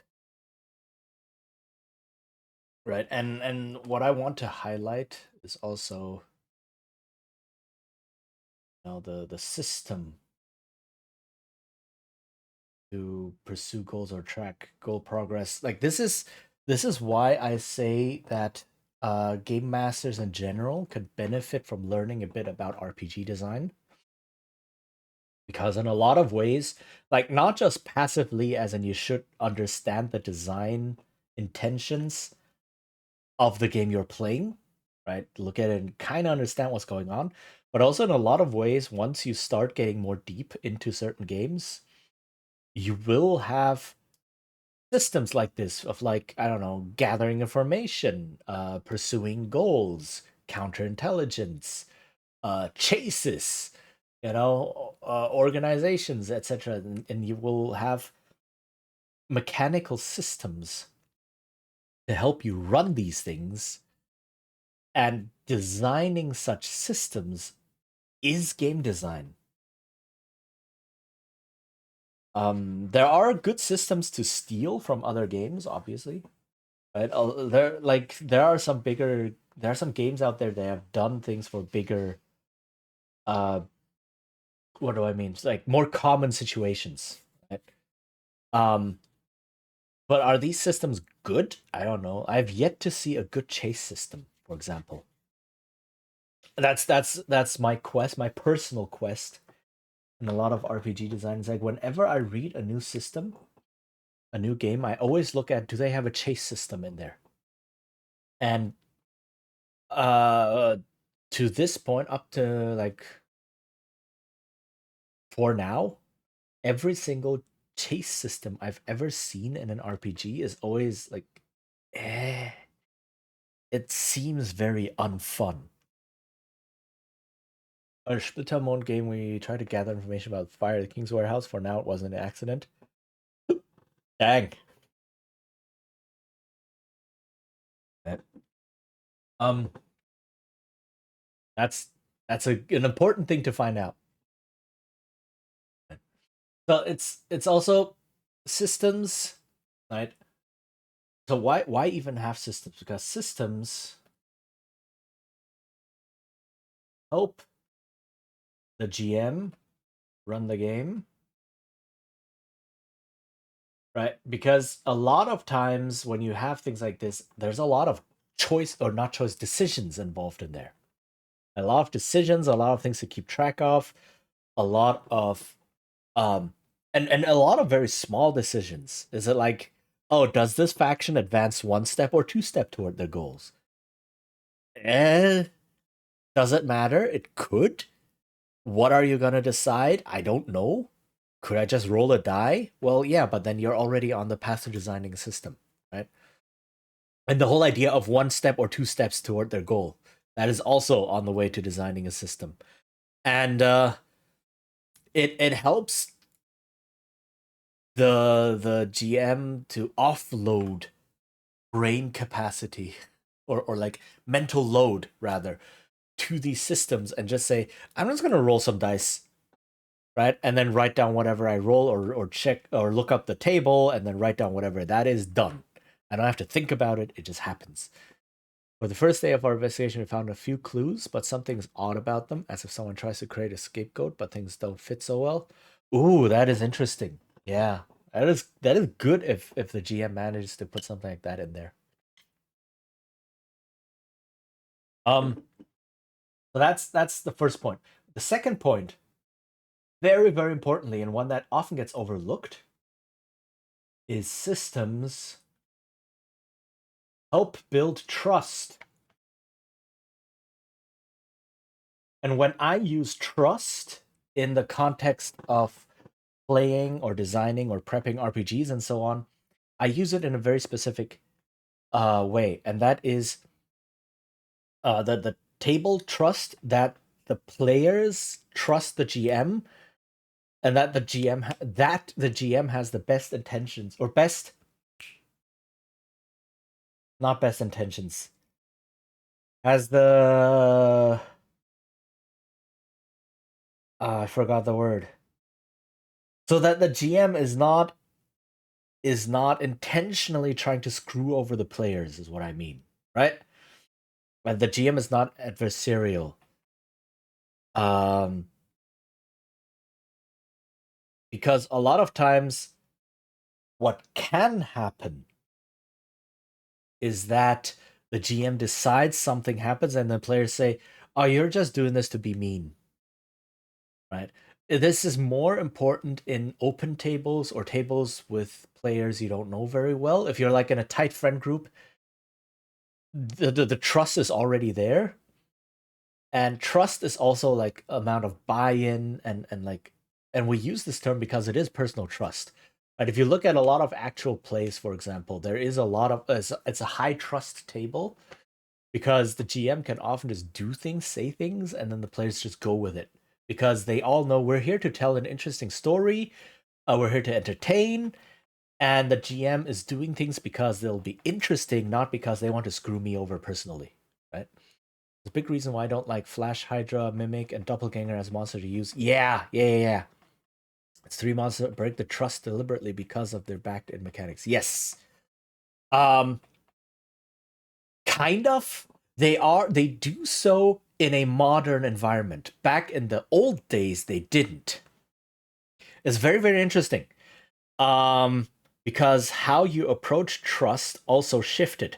Trust is basically understanding that this is the type of game we're playing right now, and the GM is not here to screw me over personally, but this is just the game we're doing. And in the old days, you would have a lot of monsters that felt like a gotcha, but that was the game you're playing.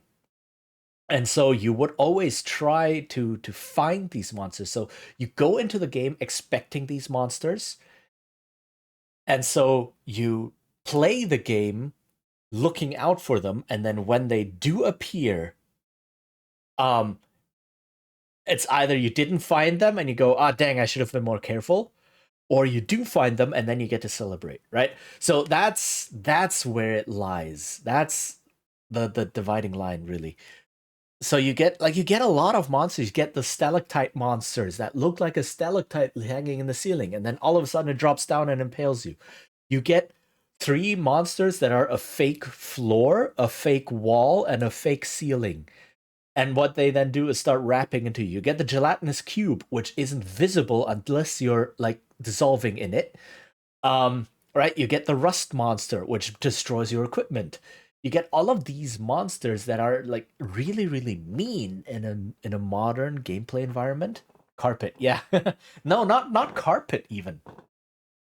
Even though I think that monster also exists, but it's like it looks like a dungeon floor, and then you step into the room, and once you're in the middle of the room, it starts wrapping up around you, and then starts digesting you and things like that, right?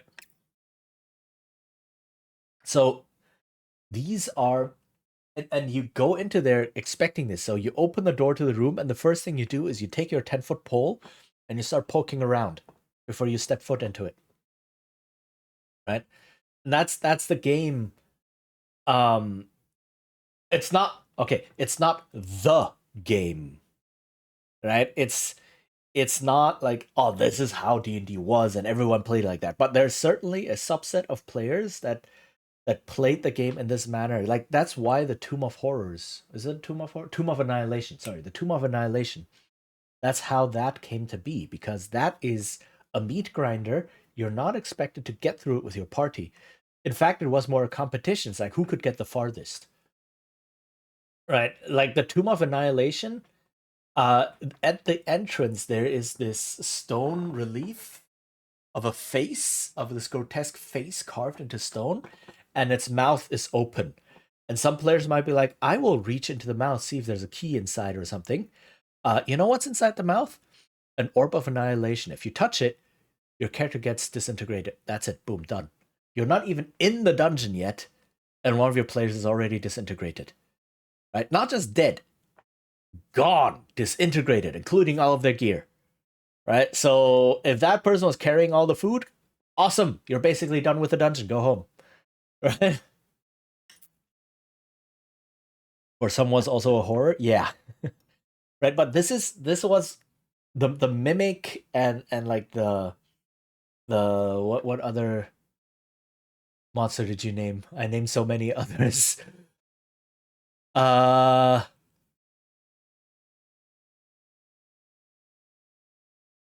what was it? Doppelganger. Yeah. These, right. So these are monsters born out of this kind of gameplay. Right. And if the players have the correct buy-in, then sure, then that's what they expect to find. Um but yeah, systems definitely do help, and the buy-in helps, the pre-game discussions help, like this is the kind of game we're playing. But also systems help, because the GM can then say, yo, we're running the system, this is what the system is deciding, and it's easier to buy into a system than it is to buy into a GM, right? That's also why in the older D&D game you could say, yo, this is what the game says it's about, these monsters exist in the book, we're buying into the system, we are playing this game. And then if the GM throws these monsters at you, everyone can say, yeah, no, but they're in the book, right? So that's also what's happening. So it's easier to say, all right, we're playing this game and the game has these rules and these mechanics, than it is to say we're playing a game and we always have to be like, yo, GM, please don't, right? Where the game is not, we're playing a mechanical game, it's, I'm trying to seduce the GM, right? Um, or where we're playing against the GM. And this is what I mean with trust, right? So these systems help build trust, where the GM can just say, yo, this is what's happening, this is the system. And if they roll openly or such for some things, you can all see, yeah, this is exactly the steps that are happening. And as we go in, you know what the framework is. You know how things will progress. You know what options there are. You know what the chances are of things happening, etc., etc., etc. And then the GM can just run that and spend trust and goodwill on narrative things. Right?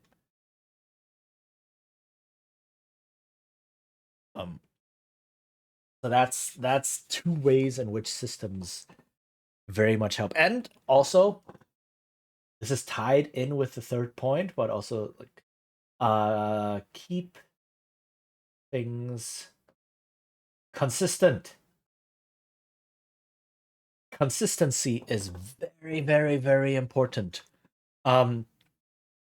If the players are, I don't know, trying to, what would be a good consistent action? If they're fighting skeletons, and the skeletons all have an armor class of 12 or something, right? Then they kind of expect that to happen. All right, armor class of 12, and so on. And suddenly a skeleton appears that has an armor class of 18. They're like, wait, what's going on? Why does this skeleton suddenly have an armor class of 18? And if the GM just goes, oops, I forgot, well, whatever, this skeleton has 18, deal with it. That is a low trust environment. But if the GM says, no, there is a reason, and then it's like, oh yeah, the skeleton is wearing a plate mail. Duh! It's like, okay, yeah, then that makes sense why the skeleton suddenly has an AC of 18 instead of 12 or whatever, right? A very, very simple and banal example, but consistency, very important. My brain just thought about something in Dragon Ball. Hi, Cyrus, how are you doing? Something in Dragon. Okay, if a woman and a man fuse, what would be down there? Would they be like? I don't know, but I'm not sure. I'm really in the right mindset right now to entertain that line of thought. I once had a rat with a +1 AC because of leakage from an alchemist laboratory. Yeah, why not? And that could be clues, right? It's like, huh, these rats were a bit tougher. What's happening? Okay, sorry, bye. Yeah, it's just it came a bit out of nowhere, so that's a strange question. Yeah, it is. It came a bit out of nowhere, to be fair. So, and it was a yeah, let's not dwell on it for now.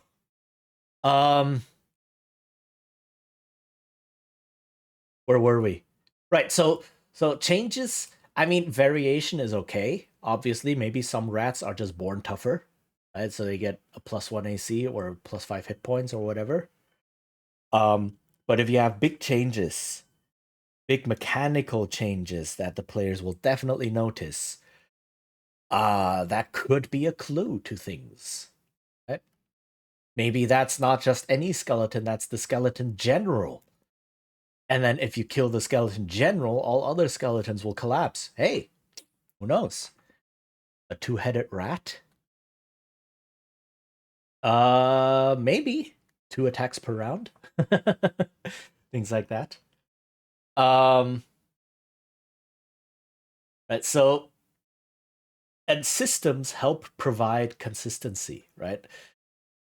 And system, I use the term loosely here, but something like skeletons have this much AC, and this and that armor adds this much AC. Okay, so now you know a skeleton wearing that armor would have this kind of AC, and then the players can see, the skeleton is wearing a plate mail. It makes sense that it has this armor value, right? Because that's how our math works out. That's how the GM's math works out. We're all good. So that's a big help as well. Or the skeletons are more organized than usual, or the skeletons walk in formation. Something is unusual. Yeah, maybe they're being actively controlled by a necromancer. And so the players can ask, so, yo, is the necromancer nearby? The next room or so? Huh, maybe we can finally confront that person, right? Or a skeleton general. Yeah, exactly. It's something different. Right. Or if it's mostly tied to things like player actions that get different results, or an undead knight. I know there's so many ideas, right? This is what I also said. Like, once you get some baseline ideas going and start trying to find other ideas related to it, the ideas will just flow. because we know how the world works, and we've probably consumed quite a bit of media in the related genre or in related genres that we can just pull from that, right? And there's like, you don't need to be super original. The Thieves Guild is greedy. Yeah, okay. Otherwise, they wouldn't be a Thieves Guild. They'd be, I don't know, a Fighters Guild or something. Right? Let them be greedy. Let them want to rob people for money. Let them blackmail people for protection rackets or whatever. Sure, yeah, no. It plays on expectations, right? And playing on expectations is not a bad thing. Because then the players get to feel smart when they figure things out and their expectations actually pay off. Right? It's like, oh, the players find out someone wants to rob them. And they go, huh, we're actually quite powerful people. Who would want to rob us? Either another powerful person or a powerful group that wants money. Is there a Thieves Guild? And then they think, huh, and then they investigate a bit. It was the Thieves Guild. Oh, we're so smart. We figured this out. Look at us. We're awesome. Right? And they get to feel that and celebrate that. So lean into it. Right? That's good. It's a good thing. Tropes and such are not bad. Cliches are bad only if they're overused and used badly, right? But like, there are tools. Use them, lean into them. And then the players get to feel good about playing the game and get to be like, yeah, no, the world works in this manner, and we can expect a certain baseline level of this makes sense to us. Yeah. Or a revenant is walking around. So many ideas. Oh my goodness. Undead in general, man, are there's so many good ideas just there, and just so little tapped. So much untapped is probably more correct. Right? So yeah, and once you start with this, then it becomes easier to just build more and more and more around it. And when the PCs move past a certain faction, if they leave the town and this Thieves Guild is suddenly not important anymore, just drop them, right? They've had their role, drop them, maybe for now, and then if they return to the town, oh, okay, then you can just roll a whole bunch. Be like, oh, the PCs were away for about 10 weeks. Let me just make 10 rolls to catch up real quick, right? Right, let's take a 5-minute toilet break. Let me just make 10 rolls, interpret a couple of results, and then the Thieves Guild is back in play. Right? Why not? Label undead in D&D is one of the biggest monster types. It is. And it's an absolute shame that undead get things like immune to critical hits. It's like, I playing a rogue. Yeah, well, 50% of the monsters are undead. I am useless. So yeah. Or immune to illusions and mind control. It's like, I'm playing an illusionist. Yeah, this is an undead adventure. I am useless. We actually had that once. I made an illusionist in 3.5, D&D 3.5.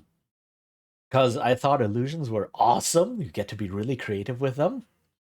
And then our first adventure, the only adventure we really played, was an adventure full of undead. I was like, oh, I guess I have a sling. You know? So, yeah. That is over mechanization. That's the other end of the spectrum.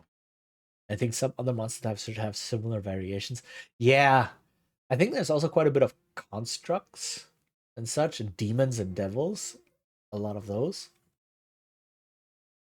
But yeah, there's entire books of undead.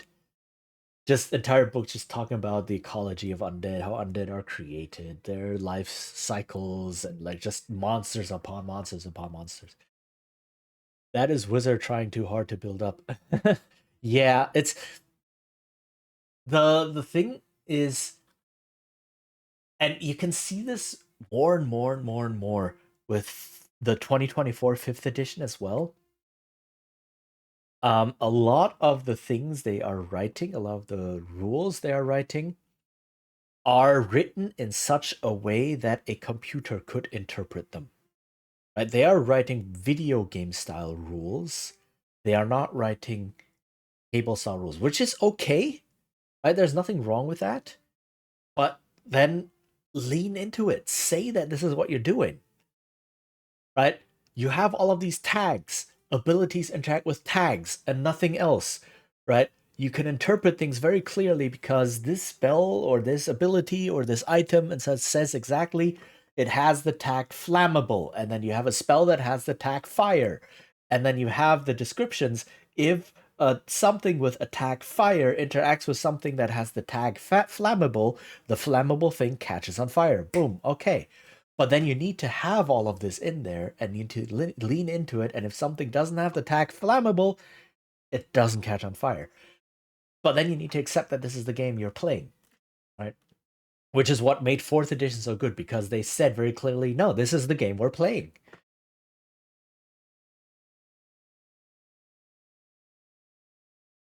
And such. And 5th edition's in denial. That's what makes it not that great. It's in denial.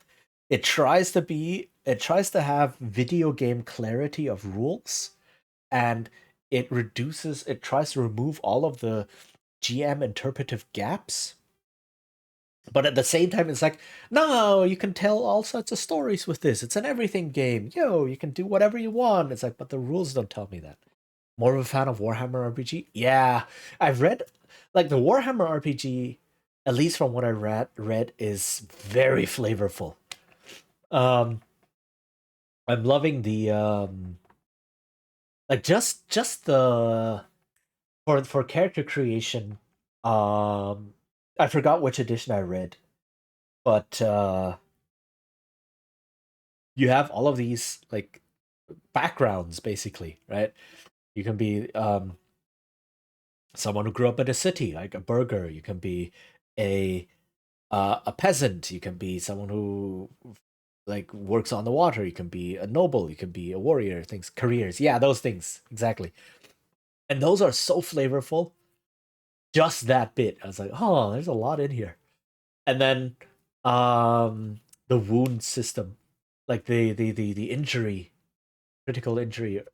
Again, I don't know any of these terms. It's been a while since I last looked at it.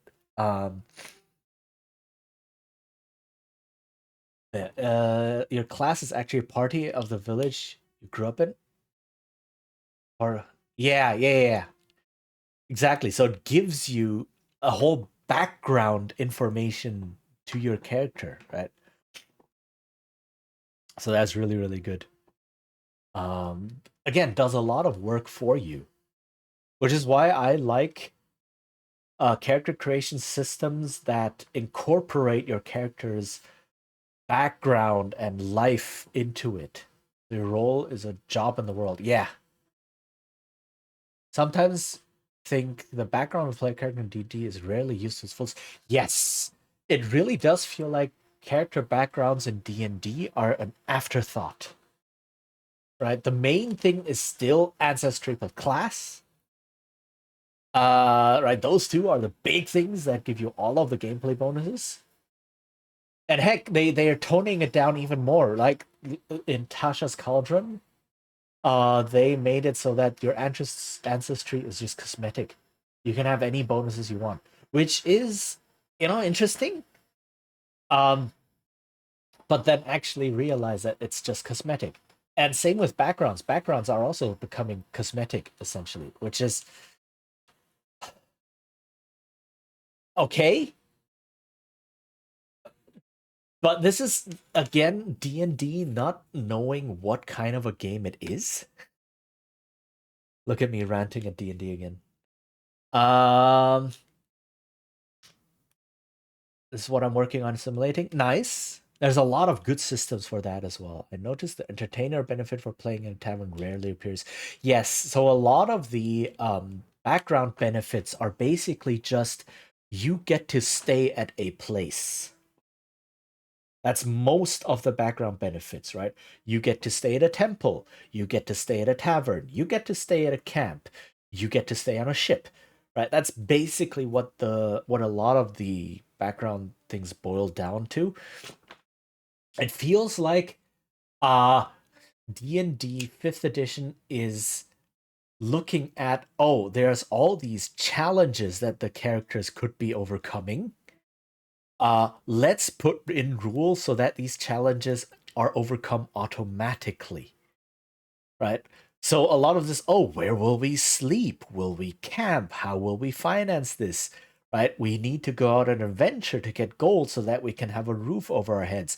No, no, you're an acolyte. You can just stay at the temple with your party. Done. No need to go out and get gold. Oh, okay.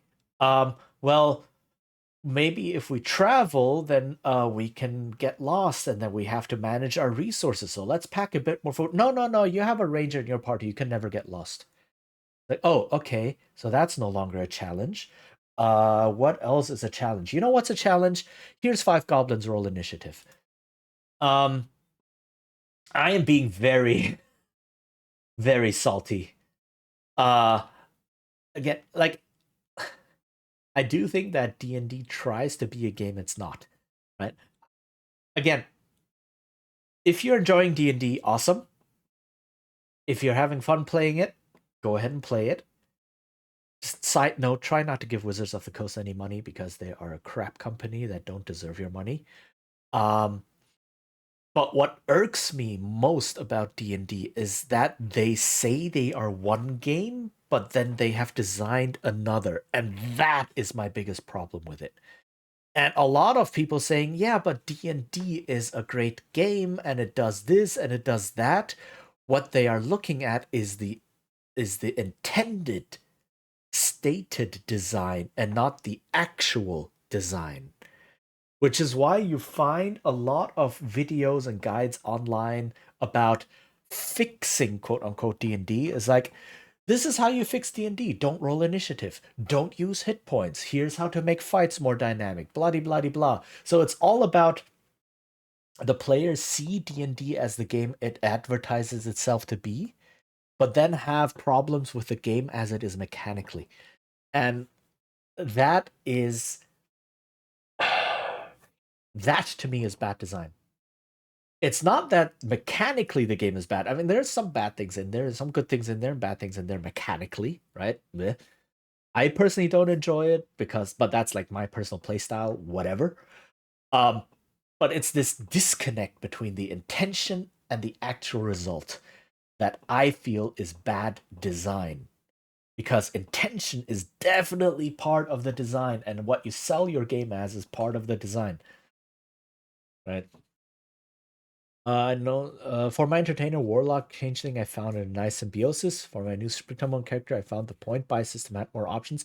Yes, point buy is very often something used to simulate a character's life path up to here. Right, but I need to read up on the fighting system of a new system. Oof, good luck with that. Right, so point buy is often because a lot of things that you buy in point buy relate to your character growing up, right? A scar that they carry, a vow that they've made, some trauma that they've gone through, some item that they've picked up, some special skill that they learned, right? The culture that they came from, right? Maybe you are heat resistant because, like, heat, as in you can withstand hot temperatures, hot days because you grew up in the desert or whatever, right? So they tend to have things like this in the system. During the last fight, I was mostly confused or panicked because of all the things she might be able to. Yeah, that's overloading with options is also a thing. Um, Other systems that take this more literally are life path systems. The most infamous one is the one in Traveler, but plenty of games have this. Right? Shadowrun attempts to have one. I think Cyberpunk Red has one as one of its options. Burning Wheel has a life path system. D&D tried to make a life path system that kind of floundered because they focused on the wrong things. They focused on things like roll for how many siblings you have. Now roll for each and every single sibling if the sibling is older or younger than you. Roll if the sibling is male or female. Roll if the sibling is still alive or not. And so if you're like in a halfling family and you have 12 siblings, it's like, okay, 5 of them are older than me, 2 of them are already dead, and the 3 remaining ones are all women, and then 7 of them are younger than me. It's like, who cares? Who cares? Does that really matter? If that matters to you personally, sure, yeah, go through it. But does that matter to every single character? Just know you have 12 siblings. Done. Large family. Awesome. That color, that will probably influence your character's outlook and philosophy and attitude. But do you really need to know that 5 of them are older and 2 of them were male and they are now dead and the 3 others are female? And then you have 7 younger siblings and you roll each and every single one, like 3, 4, 5 rolls for every single sibling. And then we go into parents. And then we go into so focus on the right things, right? And these life path things don't even influence your character mechanically. This is what a life path system actually does. You build your character by going through the life path. That has a dynamic initiative system. Oof. You pay with your action and with delay and the initiative when you are next. There are actually a lot of systems that do this. Shadowrun does that. There was another game I read about recently that does that. I forgot which one. But it's essentially you start counting down, right? You start at some value, or you start at the highest value, and then you start counting down. Was someone designing a game, I think. Shadowrun does this, for instance. You roll a bunch of dice for initiative, add them all up, and then you divide by some base initiative value that your character has, and this is the amount of actions your character gets at each specified initiative count. So you roll a bunch of dice, you get something like, I don't know, you get a 26, right? Total. And then you have a base initiative count of 8. So you divide 26 by 8, that's 3. So you get 3 actions per turn, and you get them at initiative count 26. And then you go 8 lower, that is what you 18, and then 10. That's wrong. That's 4 actions. Because you would get another one at 2. My math didn't work out. But anyway, that's kind of how the system works, right? In Shadowrun. Right, that was a fence post problem.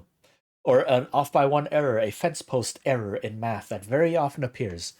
Aha, I encountered it. That system is an option from the Dark Eye. Okay. Does the Dark Eye have a similar system? I only need to know if I'm oldest, youngest, or middle child. Yeah, see? Something like that. Are you the oldest, a middle child, or the youngest child? That has much more effect. And might be a good thing to know. And then the rest is kind of just dressing. Start initiative is your base speed, the dice roll. Okay. And then you start counting down, right? So you count down 26. Oh, I go at 26, 25, 24, and someone else goes, okay, I go at 24. Okay, 23, 20, and then 18. Okay, I go again, right? And this is how fast characters compare to slow characters. Yeah, what were we talking about? Life path. So life path, the idea of life path in the Dark Eye works with fixed values. Okay. It's been so long since I read that game. But life path system is essentially you go through you start with like circumstances of birth. Maybe who were your parents? Circumstances of birth. Your childhood, adolescence, formative moment, right? Young adult, and then you start your adventure. And each one of these has like lists or tables or things that you roll on or pick from or buy options from if it's point buy or things like that. And then they lead you on through the tables. So circumstance of birth, you might have a certain table. And then depending on which circumstance of birth you had, you go down a different line of tables. So if you were born a noble, your childhood will look very different than if you were born a peasant, right? Or if you were born an outlaw or something like that. And then you get different things. And it's like, as a noble, you have enjoyed tutelage under the best teachers your parents could afford. +1 intelligence. Okay, so I get +1 intelligence. And then a formative event.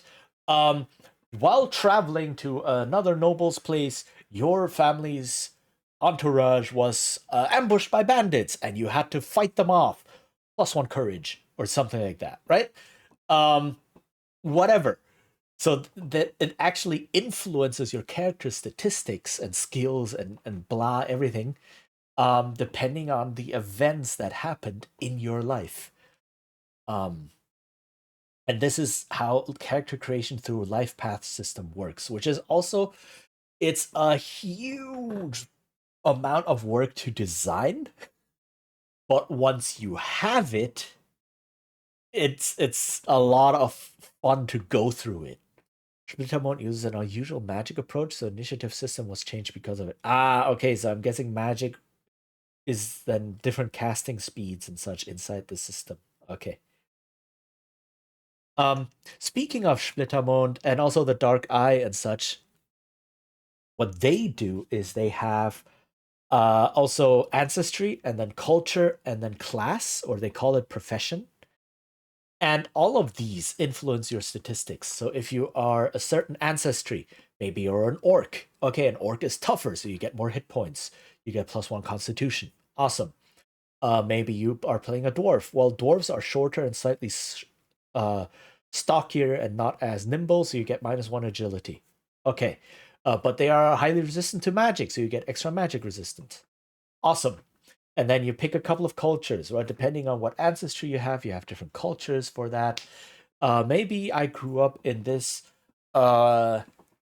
city here that is a coastal city. Okay, so that means you probably have +1 swimming, and you have +1 boating, and because you grew up in a city, you have a bunch more social skills, but not as much nature skills, right? Maybe a craft skill here or there.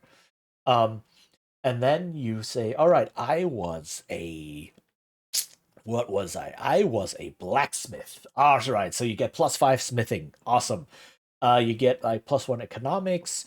You get things like I don't know, +1 metalworking. You get a point in endurance or strength, your choice, right? This is your social class, right? This is your social score. Social. We're in China now. Right. That's but like your social status. That's the word I was looking for, and so on and so forth. And picking these things, it's not quite life path, but each choice does influence your character statistics as well. That you can fall in it and prevent it without a bad effect, besides the spell not going off. Ah, okay. Harun, my herbal healer, grew up in a specific location and had a military ground training just in case. Yeah. Sadly, she isn't really good with weapons. So you could have had that. You could have had, oh yeah, I went to I had to do a basic military service. So you learned a little bit about taking orders, a little bit about logistics, a little bit about using weapons, but you're not as good in it as someone who trained their whole life, a knight, for example, who is like, yeah, no, this person's going to be better at fighting. But you are better than someone who was an innkeeper their whole life, or who just studied at a convent their whole life, or things like that, right? Um, and so you get these nuances and flavors in there, which is really interesting. More because of her personality. I mean, yeah, and you can find whatever reasons, right, for specific life path choices. Some life path creation systems are very strict, and they say you must do this and this and this, and then you roll, and that's the outcome you have. And some life path systems are more open. They say, go to this list, pick something here. And once you pick this, you can say, well, then pick one of this, or this. She's a healer and was trained her whole life about medicine, herbs, and alchemy. Mm-hmm. Ads will appear soon. Okay. But yeah, this is some systems that definitely include character background, and you can be even more dynamic, right? This is kind of static in the sense that a character background determines your statistics at the start of play, but that's it. There are others that are a bit looser, and I would suggest looking at Powered by the Apocalypse games for that as well. I'll talk about them after the ad. I'm reading one right now, and oh my goodness, I'm so enamored with it. So I'll talk about that after the ad for another idea of a system to use. The fighting training was useful, but she treated the wounds in time and a bit of weapon use. Yeah. So definitely, yeah, and then you can have things like this, right? You can have a healer, but who has also been in military service. Sure. That is something to build. Our DM told us that we can also shift some values around from the benefits, so it makes more sense to buy other things instead. Yeah. That's a GM being nice. um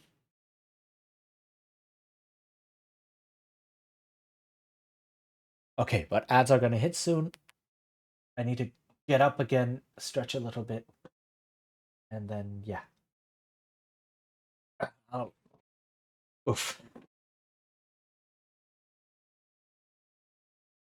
And then I do have to call it sooner rather than later.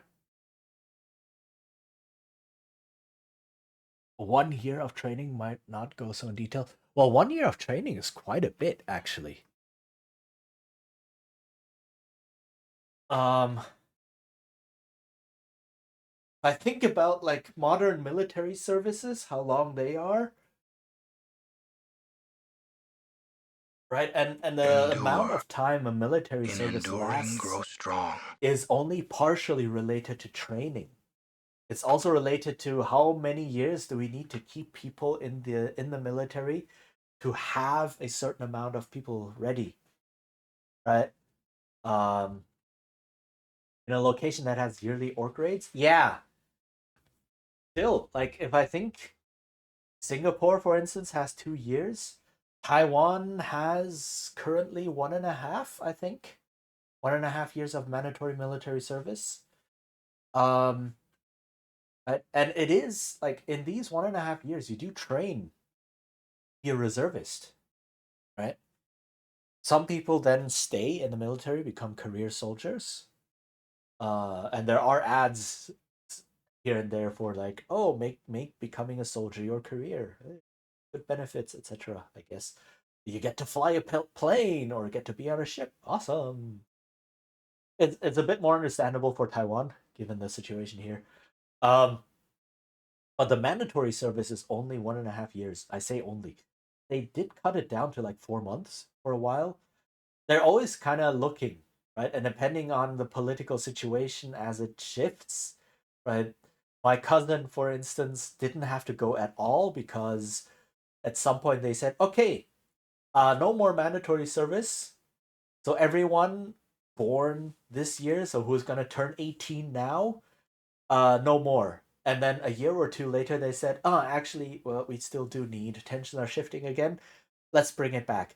So my cousin just fell into that hole of not having to go. Or one of my students as well is like, when he turned 18, they had lowered it down to 4 months. So he fell into that hole as well. And then I think a year after he had his service, they put it back up to 1.5 years. So it's constantly shifting. In Germany, back when Germany had the service, I think it was 9 months. Technically a year, but you get so much vacation and so much delay between basic training and assignment and such that it comes out to 9 months. Um, Things like that. So a year is actually, I mean, if you then compare to ancient Rome, for example, but then again, ancient Rome was an expansionist, imperialist place, right? In ancient Rome, it was what, 10 years of military service, um, right, for every free man in the city, 10 years of service. But that's how you are able to build several legions of like 6,000 people each, um, by having people be in the military for 10 whole years, right? If it's just as a defensive force, 1 year is plenty. 1 or 2 years to get people to have held a weapon and done some training, and if they then put a spear in their hands, they know where the pointy end is in a way, or they can stand in rank and file and deploy their spears all at once and such. That kind of deal.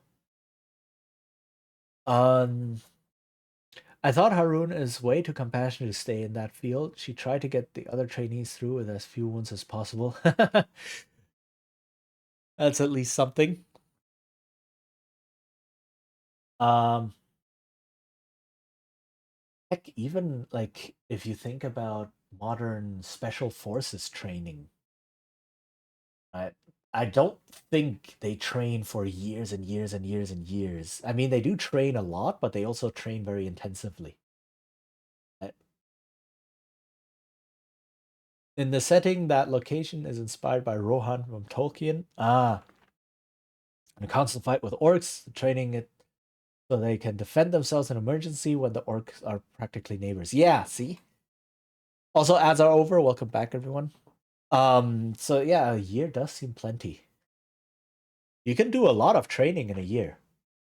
Just think about like if you're practicing a skill, you practice it every day because it's your job.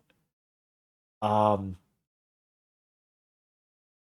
how far you can get in a year.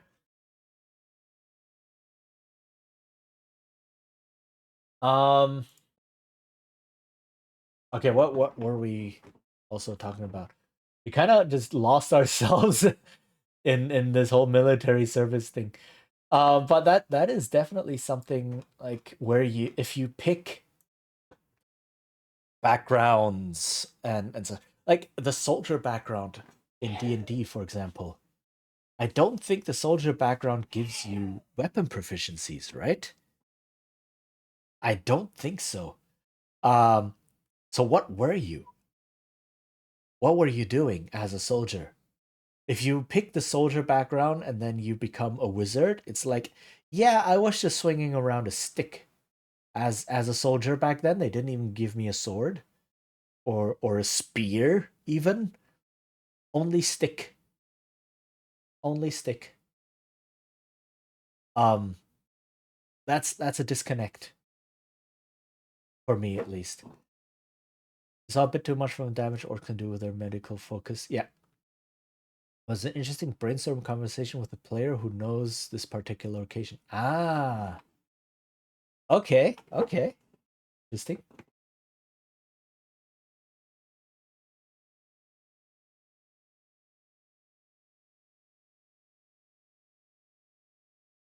Uh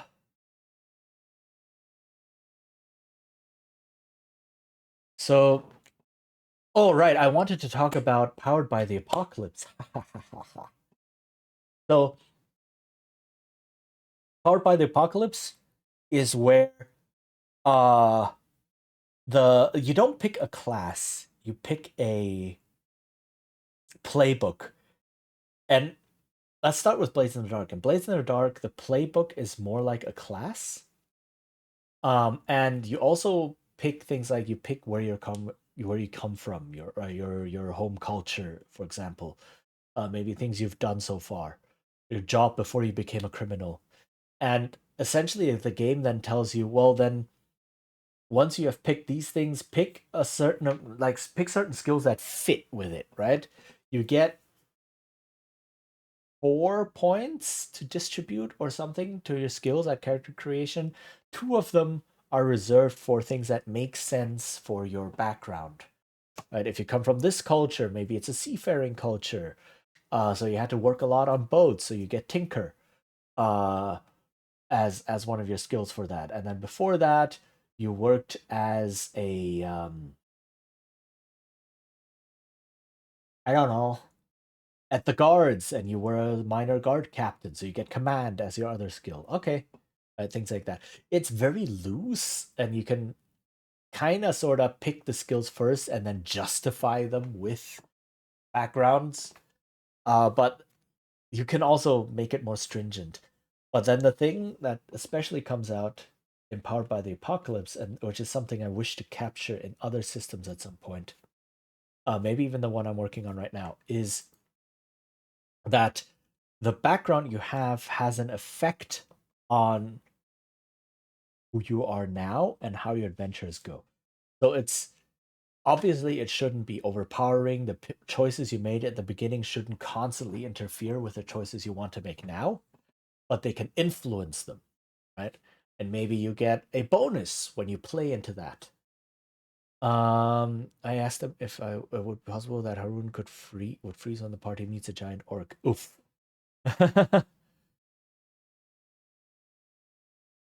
um, so currently I am reading powered by the Apocalypse game called Masks. And Masks is a superhero game on the surface. What it really is a game about teenagers.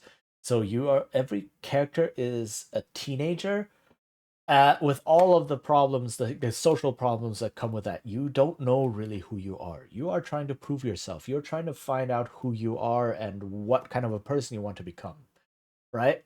That's the thing. That's the main driver of emotional moments and drama in the game. And then on top of that, you're also a superhero. So yay, extra pressure on you. Extra perceptions, extra expectations, and all that. So this is the game itself. And you pick a playbook, and this playbook determines where you come from, why you became a superhero, right? So your origin, but also how that influences your ongoing motivation and your ongoing personal conflict.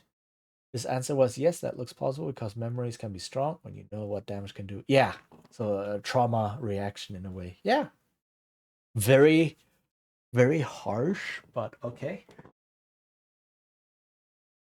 Um, right. So each character, and this is more specific to PBTA, which deals very much with this. Characters have their own conflicts or to work out, or there's a lot of these narrative prompts happening in the game. But you get things like you have the protege, like Robin, right? The protege was taken in by an established hero and trained, so that they have a mentor.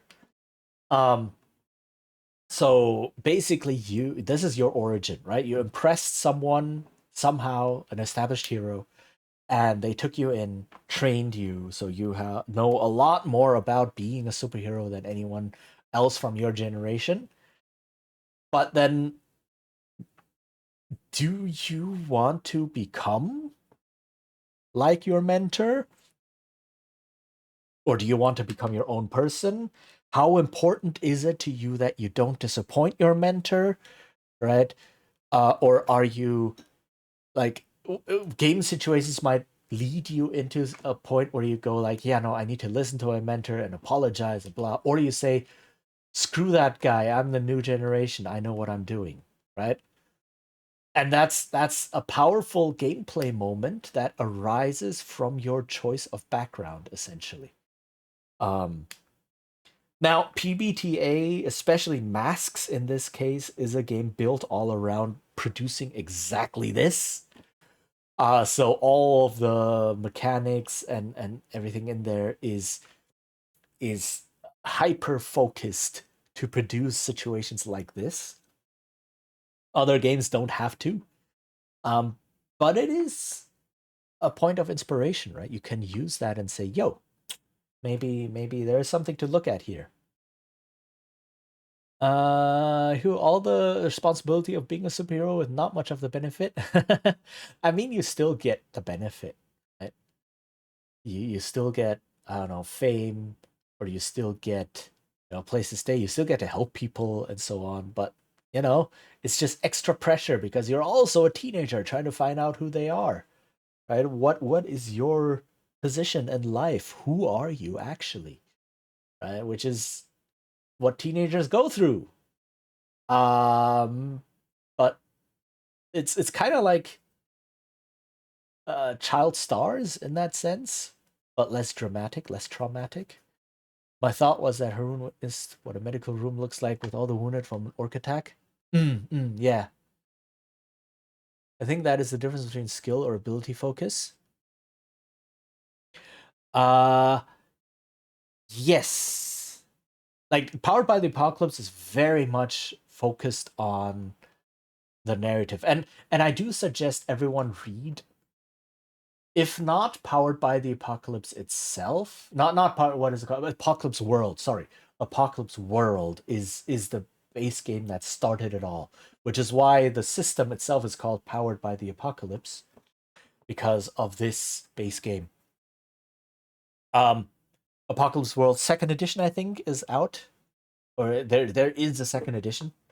Not is out; it's been out for ages. But is there is one, a second edition that clears up some language, clears up some rules here and there. Um, it is a very adult game. There are other games that are not as heavy. Masks, for instance, is one. There's another one. Monster of the Week is a very famous one, also very beloved. Um, Thirsty Sword Lesbians is another one that also works similarly. But there's a whole bunch. Some of them are better, some of them are worse. Like Powered by the Apocalypse just exploded in popularity, and because the main creators, Vincent and Maggie Baker, right, the Bakers, some of the most amazing TTRPG game designers ever. Um, they're very lax with you using the basic Apocalypse engine. A whole bunch of games popped up. And just like with anything where a whole bunch of creative stuff pops up, most of it is trash, and a handful of them are really good. Right? So stick to the good ones. I'm not really trash. What am I saying? Not necessarily really trash, but they're like, eh. They maybe don't do anything new with the formula, or they're kind of generic, or they're not worded very well. Wording of abilities is really important in the game. That's what it all hinges on, and so on. In D&D, they focus strongly on the character class and abilities it brings. Skills are sometimes dedicated for side content when fights are over. Yeah, kind of. Though, hmm,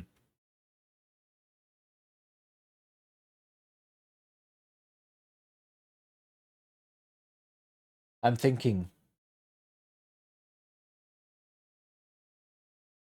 Um, okay, yes.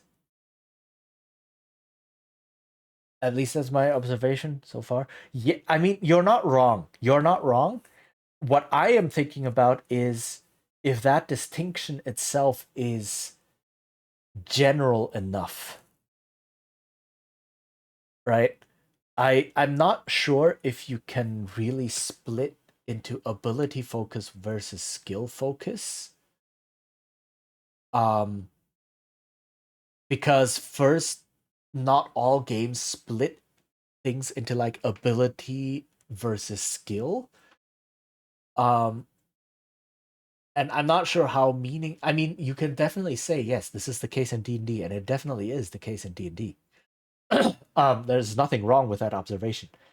Um, I'm just now thinking on the bigger picture, how applicable is that kind of categorization? Right, like the categorizations I work with more are much bigger things like narrative focus versus mechanical focus, which I realize is also um a false dichotomy, because ideally you want the mechanics and the narrative to work together, right? Um, so I don't know what this kind of categorization could be, or if there even is one really. But you can just say, yeah, as D&D, abilities, character abilities of the class are more important than the skill system. Um, and that is certainly a way you can describe a lot of different games. Um, yeah, I think skills in TTRPG sometimes are not used so often. Usually, point buy often has more skill focus to make the buying meaningful. Okay.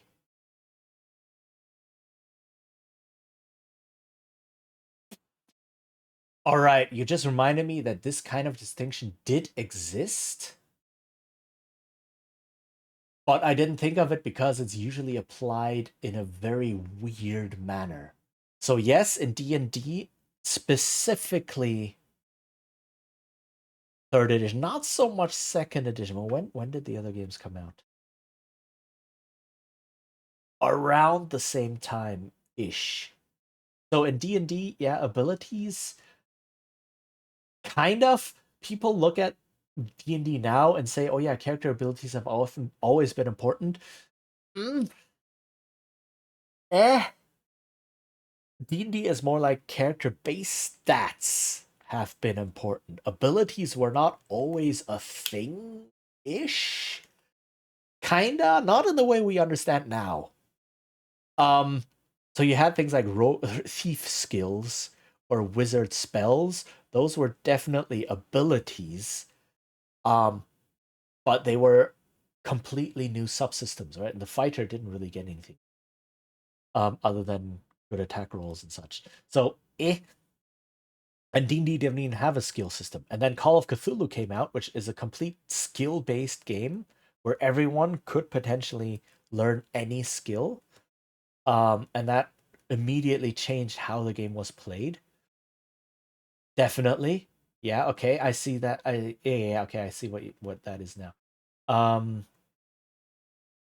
then development went from there. And then people got together and said, yeah, but essentially, very, very basically, D&D 3rd edition and Call of Cthulhu are still effectively the same game. Kind of. Right?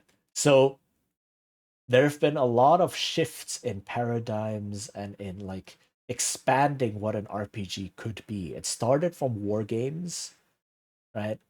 And then skill systems came about, which is still running along the same basic track of widening abilities, right? It's not something completely new. It's just we take abilities and make them generic. Um, and then people came along in the early 2000s and said, you know what? What if RPGs were something completely different? And that's where the narrative RPG design thing really took off. And then we get what we have today. And we have Powered by the Apocalypse and all of that, and Fate and Blades in the Dark and Don't Rest Your Head and all of these other cool things. So yeah. Um,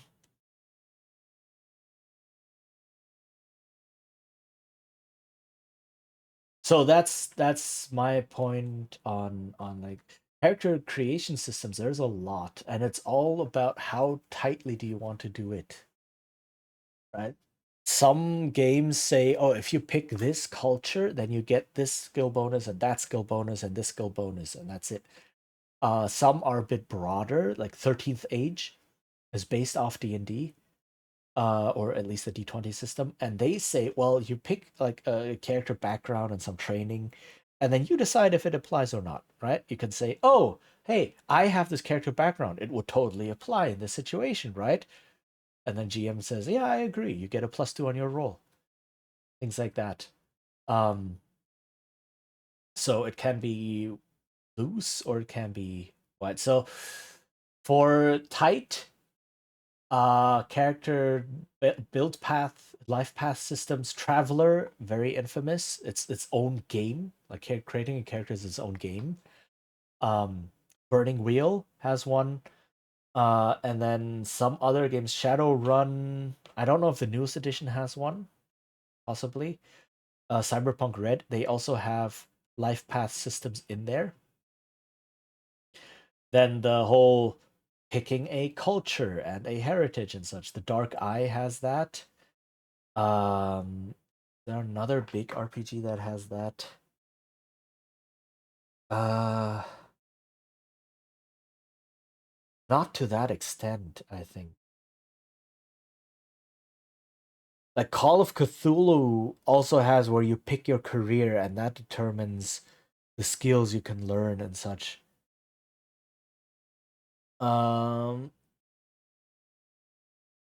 oh, sorry, there were a couple messages I missed. What I find interesting that skills often help to flesh out a character's knowledge. Yes, that is a big deal, or not a big deal, a big part. but not many games support them as a problem-solving solution. Yes. Often the figure focuses on valid solution can shape the approach of the player. What I found highly dangerous was word. Yes, yes, yes. So that's another big thing with skill-based systems. They only looked at the character creation character creation part, and said, there's skill systems. Let's make the character completely described by skills. And then they didn't actually include powerful skill rolling or skill checking mechanisms. Which is why, again, I don't personally enjoy Call of Cthulhu. It has too many flaws, in my opinion. There are some people who say it's my favorite game. It's like, awesome. You have a favorite game. That is really good. Go play it and have fun. But for me personally, I look at it and go, it's one of those, just roll some dice and then just kind of interpret them, do your own work. You know, what am I, a game designer?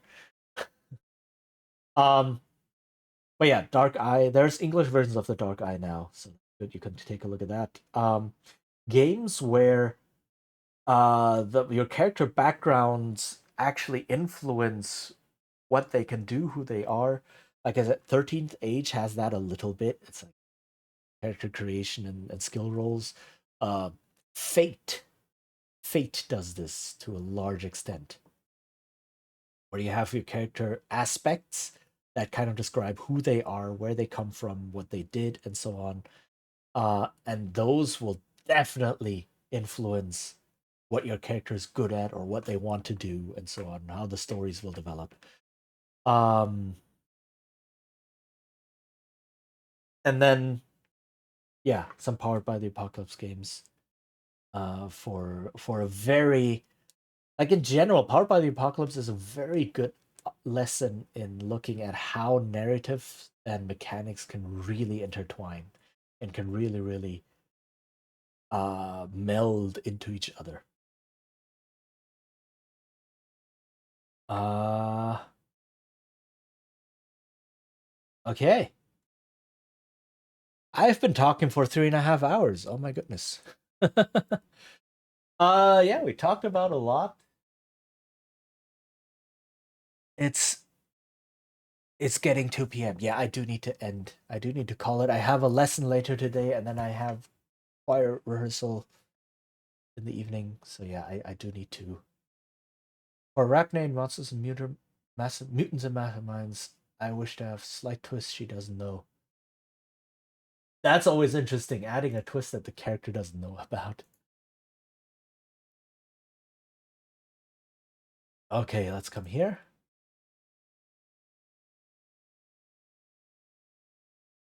And then let's start looking for someone. A little bit. Have a great rest of your day. Thank you for hanging out. Yeah, thank you for being here. And yeah, I hope it was useful. And talked a lot about these things. Okay. Let's look at the secret should arrive eventually. Yeah. Have a nice teaching day. Thank you. The teaching is okay. What I'm more worried about is the choir rehearsal. Because that's no longer just hobby in this case. That's job. I get paid for singing in the choir because we're gonna perform in an opera, and it's gonna be serious business. It's actually gonna be serious business. So yeah, big thing. Okay, let's see.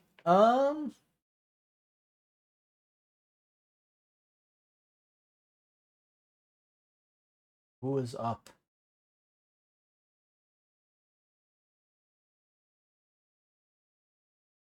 Let's go say hi to Code. Code, who recently, like last week, became a Twitch partner. So let's go there and just say a big congrats on partner and such. I just congratulate her. Yeah, okay, Code, very chill streamer. Streams. It seems like she streams 10,000 games a year. It just plays like does 9, 10, 11 hour streams and just plays like 100 games per stream. I don't know how she does it, but yeah. Great start to the new week. Yes, same. So yes, thank you everyone for being here. Go to channel. And I should be back on Thursday, maybe. So the new semester has started. Summer vacation has started. New semester is coming, which means all my teaching hours are going to be shifted around, which means all my streaming hours will have to be shifted around. So I will have to see. I will have to see when I can stream. Thursday is probably not going to be a thing anymore. So I'll have to find a new day. But that's, that's being a teacher. Things change, every semester. So I'll keep everyone informed on my Blue Sky. Do I have this? I have this? Yeah. Okay. Oh my goodness, Kitty. Hi. Yeah. Hi, we're just about to raid out.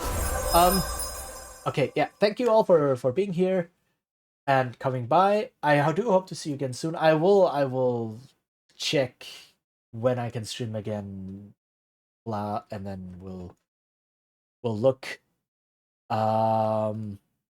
Yeah. That's all I can say to that for now. So yeah. Have a great rest of your day or great time zone, everyone.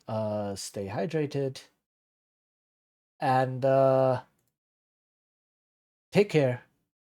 And bye-bye.